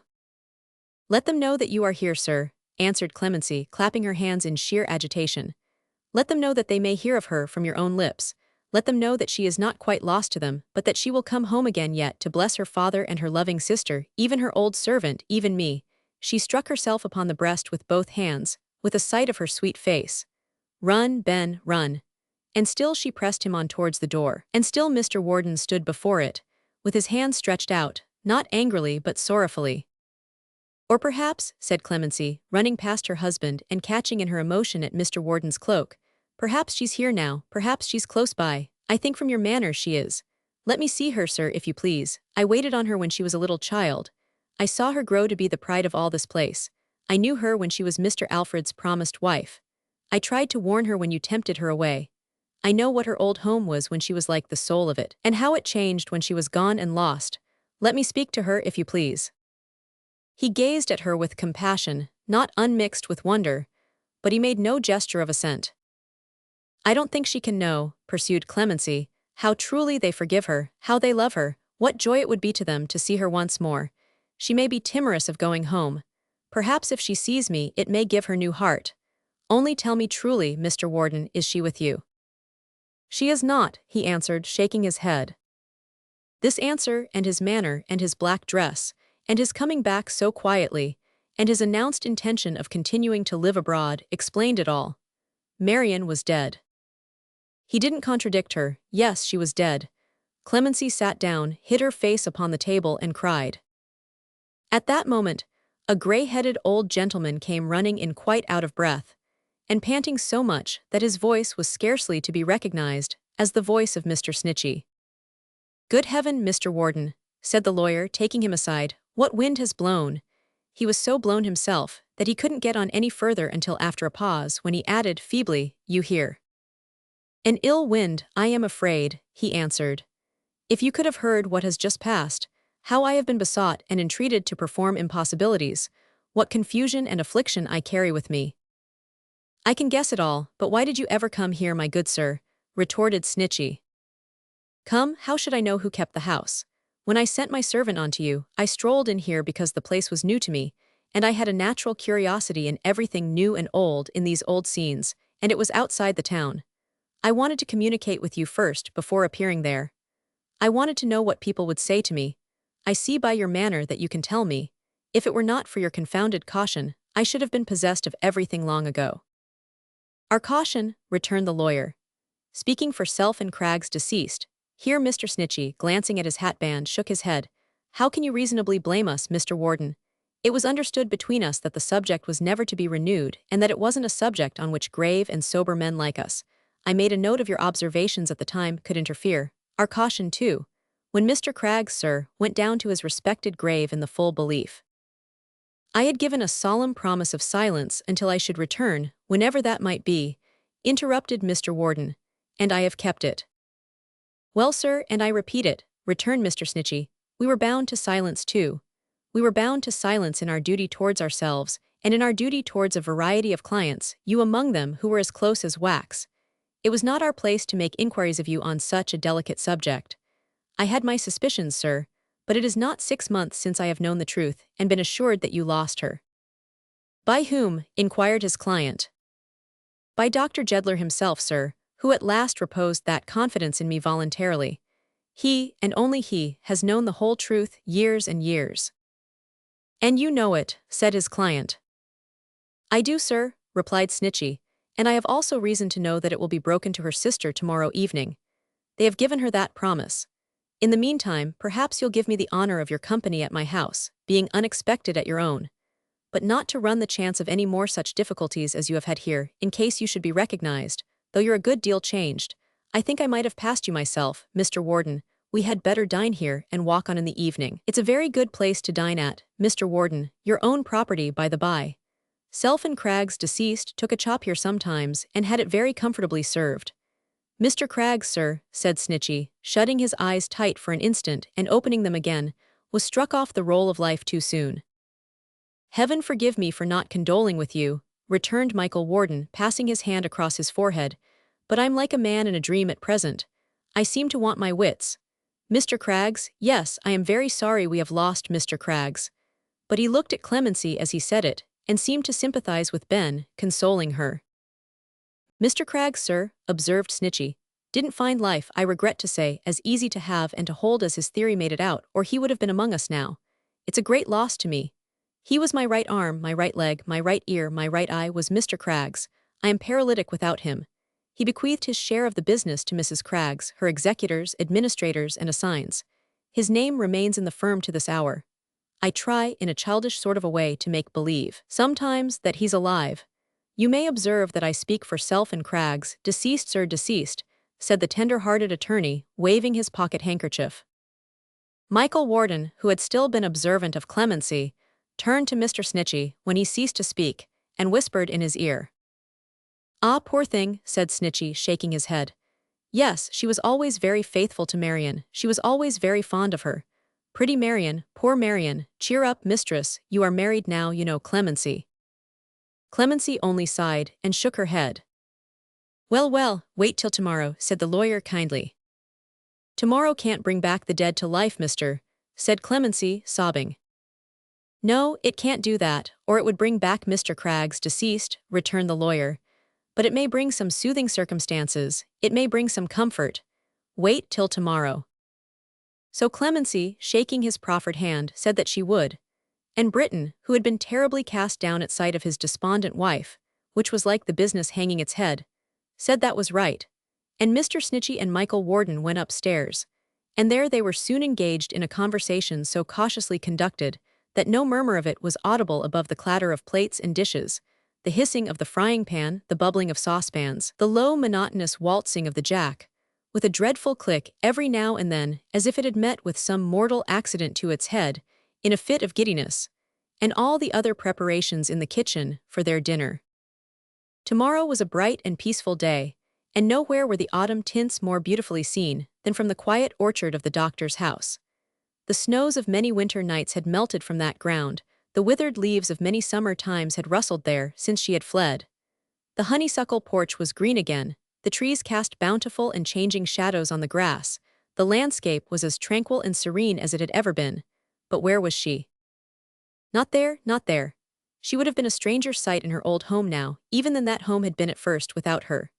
But a lady sat in the familiar place from whose heart she had never passed away, in whose true memory she lived, unchanging, youthful, radiant with all promise and all hope, in whose affection, and it was a mother's now, there was a cherished little daughter playing by her side. She had no rival, no successor, upon whose gentle lips her name was trembling then. The spirit of the lost girl looked out of those eyes of Grace, her sister, sitting with her husband in the orchard, on their wedding day, and his and Marion's birthday. He had not become a great man, he had not grown rich, he had not forgotten the scenes and friends of his youth, he had not fulfilled any one of the doctor's old predictions. But in his useful, patient, unknown visiting of poor men's homes, and in his watching of sick beds, and in his daily knowledge of the gentleness and goodness flowering the bypaths of the world, not to be trodden down beneath the heavy foot of poverty, but springing up, elastic in its track, and making its way beautiful. He had better learned and proved in each succeeding year the truth of his old faith. The manner of his life, though quiet and remote, had shown him how often men still entertained angels, unawares as in the olden time, and how the most unlikely forms, even some that were mean and ugly to the view and poorly clad, became irradiated by the couch of sorrow, want, and pain, and changed to ministering spirits with a glory round their heads. He lived to better purpose on the altered battleground perhaps, than if he had contended restlessly in more ambitious lists, and he was happy with his wife, dear Grace. And Marion, had he forgotten her? The time has flown, dear Grace, he said. Since then, they had been talking of that night, and yet it seems a long, long while ago. We count by changes and events within us, not by years. Yet we have years to count by, too, since Marion was with us, returned Grace. 6 times, dear husband, counting tonight as one, we have sat here on her birthday and spoken together of that happy return, so eagerly expected and so long deferred. Ah, when will it be? When will it be? Her husband attentively observed her, as the tears collected in her eyes, and drawing nearer said, But Marion told you, in that farewell letter which she left for you upon your table, love, and which you read so often, that years must pass away before it could be. Did she not? She took a letter from her breast, and kissed it, and said yes. That through those intervening years, however happy she might be, she would look forward to the time when you would meet again, and all would be made clear, and prayed you, trustfully and hopefully, to do the same. The letter runs so, does it not, my dear? Yes, Alfred. And every other letter she has written since. Except the last, some months ago, in which she spoke of you, and what you then knew, and what I was to learn tonight. He looked towards the sun, then fast declining, and said that the appointed time was sunset. Alfred, said Grace, laying her hand upon his shoulder earnestly, there is something in this letter, this old letter, which you say I read so often, that I have never told you. But tonight, dear husband, with that sunset drawing near, and all our life seeming to soften and become hushed with the departing day, I cannot keep it secret. What is it, love? When Marion went away, she wrote me here that you had once left her a sacred trust to me, and that now she left you, Alfred, such a trust in my hands, praying and beseeching me as I loved her, and as I loved you, not to reject the affection she believed, she knew, she said, you would transfer to me when the new wound was healed, but to encourage and return it. And make me a proud and happy man again, Grace. Did she say so? She meant to make myself so blessed and honored in your love, was his wife's answer, as he held her in his arms. Hear me, my dear, he said. No, hear me so. And as he spoke, he gently laid the head she had raised again upon his shoulder. I know why I have never heard this passage in the letter until now. I know why no trace of it ever showed itself in any word or look of yours at that time. I know why Grace, although so true a friend to me, was hard to win to be my wife. And knowing it my own, I know the priceless value of the heart I gird within my arms, and thank God for the rich possession. She wept, but not for sorrow, as he pressed her to his heart. After a brief space, he looked down at the child, who was sitting at their feet, playing with a little basket of flowers, and bade her look how golden and how red the sun was. Alfred, said Grace, raising her head quickly at these words, the sun is going down. You have not forgotten what I am to know before it sets. You are to know the truth of Marion's history, my love, he answered. All the truth, she said imploringly. Nothing veiled from me any more. That was the promise, was it not? It was, he answered. Before the sun went down on Marion's birthday, and you see it, Alfred, it is sinking fast. He put his arm about her waist, and looking steadily into her eyes, rejoined. That truth is not reserved so long for me to tell, dear Grace. It is to come from other lips. From other lips, she faintly echoed. Yes, I know your constant heart, I know how brave you are, I know that to you a word of preparation is enough. You have said truly that the time is come. It is. Tell me that you have present fortitude to bear a trial, a surprise, a shock, and the messenger is waiting at the gate. What messenger, she said, and what intelligence does he bring? I am pledged, he answered her, preserving his steady look, to say no more. Do you think you understand me? I am afraid to think, she said. There was that emotion in his face, despite its steady gaze, which frightened her. Again she hid her own face on his shoulder, trembling, and entreated him to pause a moment. Courage, my wife. When you have firmness to receive the messenger is waiting at the gate. The sun is setting on Marion's birthday. Courage, courage, Grace. She raised her head and looking at him told him she was ready. As she stood and looked upon him going away, her face was so like Marion's as it had been in her later days at home that it was wonderful to see. He took the child with him. She called her back, she bore the lost girl's name and pressed her to her bosom. The little creature, being released again, sped after him, and Grace was left alone. She knew not what she dreaded or what hoped, but remained there, motionless, looking at the porch by which they had disappeared. Ah, what was that, emerging from its shadow, standing on its threshold? That figure with its white garments rustling in the evening air, its head laid down upon her father's breast and pressed against it to his loving heart. Oh God! Was it a vision that came bursting from the old man's arms, and with a cry, and with a waving of its hands, and with a wild precipitation of itself upon her in its boundless love, sank down in her embrace? Oh Marion, Marion! Oh my sister! Oh my heart's dear love! Oh joy and happiness unutterable so to meet again! It was no dream, no phantom conjured up by hope and fear, but Marion, sweet Marion. So beautiful, so happy, so unalloyed by care and trial, so elevated and exalted in her loveliness, that as the setting sun shone brightly on her upturned face, she might have been a spirit visiting the earth upon some healing mission. Clinging to her sister, who had dropped upon a seat and bent down over her, and smiling through her tears and kneeling close before her, with both arms twining round her and never turning for an instant from her face, and with the glory of the setting sun upon her brow and with the soft tranquility of evening gathering around them, Marion at length broke silence, her voice so calm, low, clear, and pleasant, well tuned to the time. When this was my dear home, Grace, as it will be now again. Stay, my sweet love, a moment, O Marion, to hear you speak again. She could not bear the voice she loved so well, at first. When this was my dear home, Grace, as it will be now again, I loved him from my soul. I loved him most devotedly. I would have died for him, though I was so young. I never slighted his affection in my secret breast for one brief instant. It was far beyond all price to me. Although it is so long ago and past and gone and everything is wholly changed, I could not bear to think that you, who love so well, should think I did not truly love him once. I never loved him better, Grace, than when he left this very scene upon this very day. I never loved him better, dear one, than I did that night when I left here. Her sister, bending over her, could only look into her face and hold her fast. It gained, unconsciously, said Marion with a gentle smile, another heart before I knew that I had one to give him. That heart yours, my sister, was so yielded up in all its other tenderness to me, was so devoted and so noble, that it plucked its love away and kept it secret from all eyes but mine. Ah, what other eyes were quickened by such tenderness and gratitude, and was content to sacrifice itself to me? But I knew something of its depths.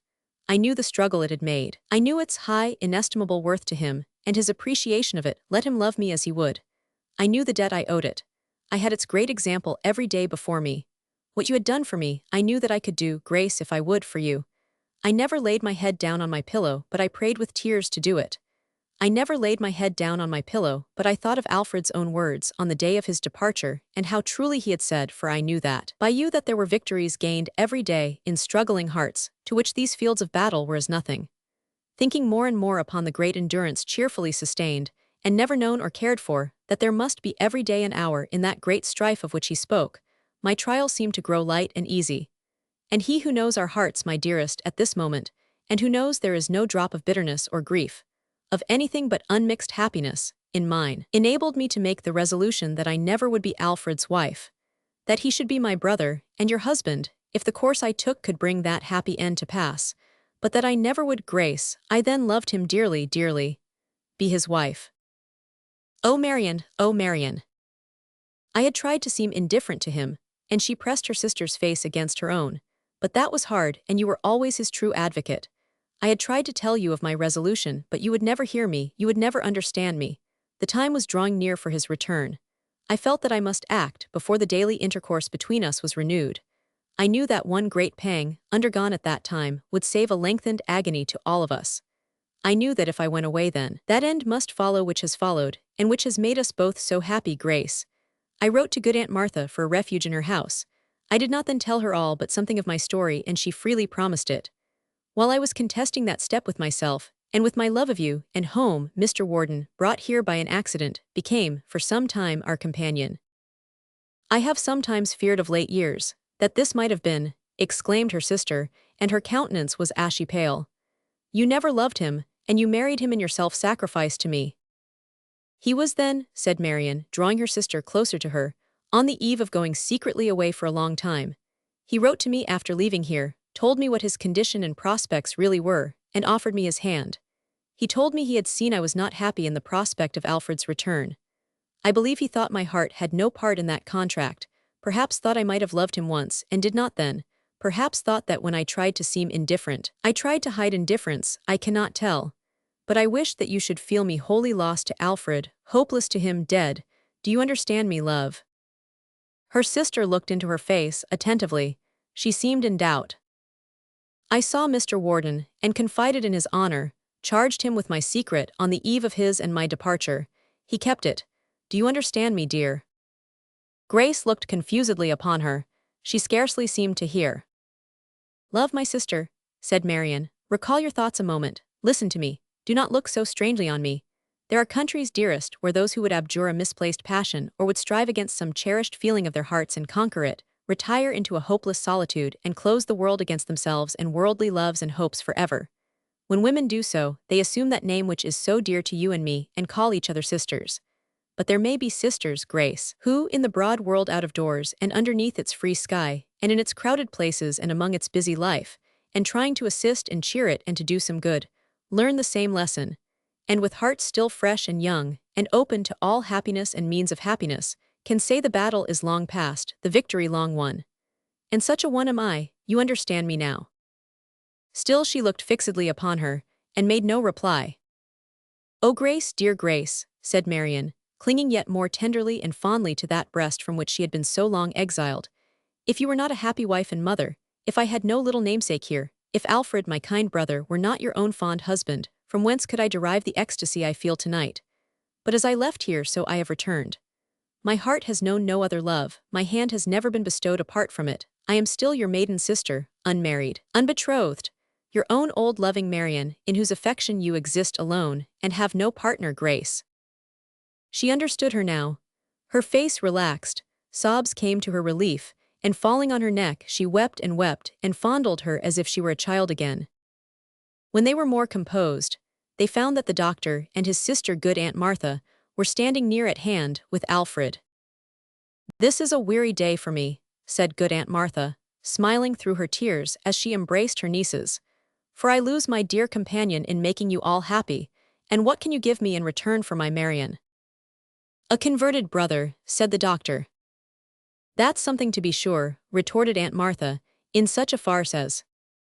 No, pray don't, said the doctor penitently. Well, I won't, replied Aunt Martha. But I consider myself ill-used. I don't know what's to become of me without my Marion, after we have lived together 6 years. You must come and live here, I suppose, replied the doctor. We shan't quarrel now, Martha. Or get married, Aunt, said Alfred.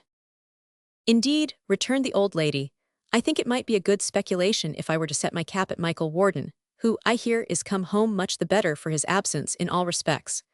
But as I knew him when he was a boy, and I was not a very young woman then, perhaps he mightn't respond. So I'll make up my mind to go and live with Marion when she marries, and until then, it will not be very long, I dare say, to live alone. What do you say, brother? I've a great mind to say it's a ridiculous world altogether, and there's nothing serious in it, observed the poor old doctor. You might take 20 affidavits of it if you chose, Anthony, said his sister, but nobody would believe you with such eyes as those. It's a world full of hearts, said the doctor, hugging his younger daughter and bending across her to hug Grace, for he couldn't separate the sisters. And a serious world with all its folly, even with mine, which was enough to have swamped the whole globe, and a world on which the sun never rises, but it looks upon 1,000 bloodless battles that are some set off against the miseries and wickedness of battlefields, and a world we need be careful how we libel, heaven forgive us, for it is a world of sacred mysteries, and its creator only knows what lies beneath the surface of his lightest image. You would not be the better pleased with my rude pen, if it dissected, and laid open to your view the transports of this family, long severed and now reunited. Therefore, I will not follow the poor doctor through his humbled recollection of the sorrow he had had, when Marion was lost to him, nor will I tell how serious he had found that world to be, in which some love deep anchored, is the portion of all human creatures, nor how such a trifle as the absence of one little unit in the great absurd account had stricken him to the ground, nor how, in compassion for his distress, his sister had long ago revealed the truth to him by slow degrees, and brought him to the knowledge of the heart of his self-banished daughter, and to that daughter's side. Nor how Alfred Heathfield had been told the truth, too, in the course of that then current year, and Marion had seen him, and had promised him, as her brother, that on her birthday, in the evening, Grace should know it from her lips at last. "I beg your pardon, doctor," said Mr. Snitchey, looking into the orchard, "but have I liberty to come in?" Without waiting for permission, he came straight to Marion and kissed her hand, quite joyfully. "If Mr. Craggs had been alive, my dear Miss Marion," said Mr. Snitchey, "he would have had great interest in this occasion. It might have suggested to him, Mr. Alfred, that our life is not too easy perhaps, that, taken altogether, it will bear any little smoothing we can give it, but Mr. Craggs was a man who could endure to be convinced, sir. He was always open to conviction. If he were open to conviction now, this is weakness. Mrs. Snitchey, my dear," at his summons that lady appeared from behind the door, "you are among old friends." Mrs. Snitchey, having delivered her congratulations, took her husband aside. "One moment, Mr. Snitchey," said that lady. "It is not in my nature to rake up the ashes of the departed." "No, my dear," returned her husband. "Mr. Craggs is." "Yes, my dear, he is deceased," said Mr. Snitchey. "But I ask you if you recollect," pursued his wife, "that evening of the ball. I only ask you that. If you do, and if your memory has not entirely failed you, Mr. Snitchey, and if you are not absolutely in your dotage, I ask you to connect this time with that, to remember how I begged and prayed you on my knees." "Upon your knees, my dear," said Mr. Snitchey. "Yes," said Mrs. Snitchey, confidently, "and you know it, to beware of that man, to observe his eye, and now to tell me whether I was right, and whether at that moment he knew secrets which he didn't choose to tell." "Mrs. Snitchey," returned her husband, in her ear, "madam, did you ever observe anything in my eye?" "No," said Mrs. Snitchey sharply, "don't flatter yourself." "Because, ma'am, that night," he continued, twitching her by the sleeve, "it happens that we both knew secrets which we didn't choose to tell, and both knew just the same, professionally. And so the less you say about such things the better, Mrs. Snitchey, and take this as a warning to have wiser and more charitable eyes another time. Miss Marion, I brought a friend of yours along with me. Here, mistress." Poor Clemency, with her apron to her eyes, came slowly in, escorted by her husband, the latter doleful with the presentiment that if she abandoned herself to grief, the nutmeg grater was done for. "Now, mistress," said the lawyer, checking Marion as she ran towards her, and interposing himself between them, "what's the matter with you?" "The matter," cried poor Clemency. When looking up in wonder and in indignant remonstrance, and in the added emotion of a great roar from Mr. Britton, and seeing that sweet face so well remembered close before her, she stared, sobbed, laughed, cried, screamed, embraced her, held her fast, released her, fell on Mr. Snitchey and embraced him much to Mrs. Snitchey's indignation, fell on the doctor and embraced him, fell on Mr. Britton and embraced him, and concluded by embracing herself, throwing her apron over her head, and going into hysterics behind it. A stranger had come into the orchard, after Mr. Snitchey, and had remained apart, near the gate, without being observed by any of the group, for they had little spare attention to bestow, and that had been monopolized by the ecstasies of Clemency. He did not appear to wish to be observed, but stood alone, with downcast eyes, and there was an air of dejection about him, though he was a gentleman of a gallant appearance, which the general happiness rendered more remarkable. None but the quick eyes of Aunt Martha, however, remarked him at all, but almost as soon as she espied him, she was in conversation with him. Presently, going to where Marion stood with Grace and her little namesake, she whispered something in Marion's ear, at which she started and appeared surprised. But soon recovering from her confusion, she timidly approached the stranger, in Aunt Martha's company, and engaged in conversation with him too. "Mr. Britton," said the lawyer, putting his hand in his pocket, and bringing out a legal-looking document while this was going on, "I congratulate you. You are now the whole and sole proprietor of that freehold tenement, at present occupied and held by yourself as a licensed tavern, or house of public entertainment, and commonly called or known by the sign of the nutmeg grater. Your wife lost one house, through my client Mr. Michael Warden, and now gains another. I shall have the pleasure of canvassing you for the county, one of these fine mornings. Would it make any difference in the vote if the sign was altered, sir? Asked Britton. Not in the least, replied the lawyer. Then, said Mr. Britton, handing him back the conveyance, just clap in the words, and Thimble, will you be so good, and I'll have the two mottos painted up in the parlor instead of my wife's portrait. The sisters, the sisters, the sisters. And let me, said a voice behind them, it was the stranger's, Michael Warden's, let me claim the benefit of those inscriptions. Mr. Heathfield and Dr. Jeddler, I might have deeply wronged you both. That I did not is no virtue of my own. I will not say that I am 6 years wiser than I was, or better. But I have known, at any rate, that term of self-reproach. I can urge no reason why you should deal gently with me. I abused the hospitality of this house, and learnt my own demerits. With a shame I never have forgotten, yet with some profit too I would fain hope from one, he glanced at Marion, to whom I made my humble supplication for forgiveness, when I knew her merit and my deep unworthiness. In a few days I shall quit this place forever. I entreat your pardon. Do as you would be done by, forget and forgive. Time, from whom I had the latter portion of this story, and with whom I have the pleasure of a personal acquaintance of some 35 years' duration, informed me, leaning easily upon his scythe, that Michael Warden never went away again, and never sold his house but opened it afresh, maintained a golden mean of hospitality, and had a wife, the pride and honor of that countryside, whose name was Marion. But as I have observed that time confuses facts occasionally, I hardly know what weight to give to his authority. The end.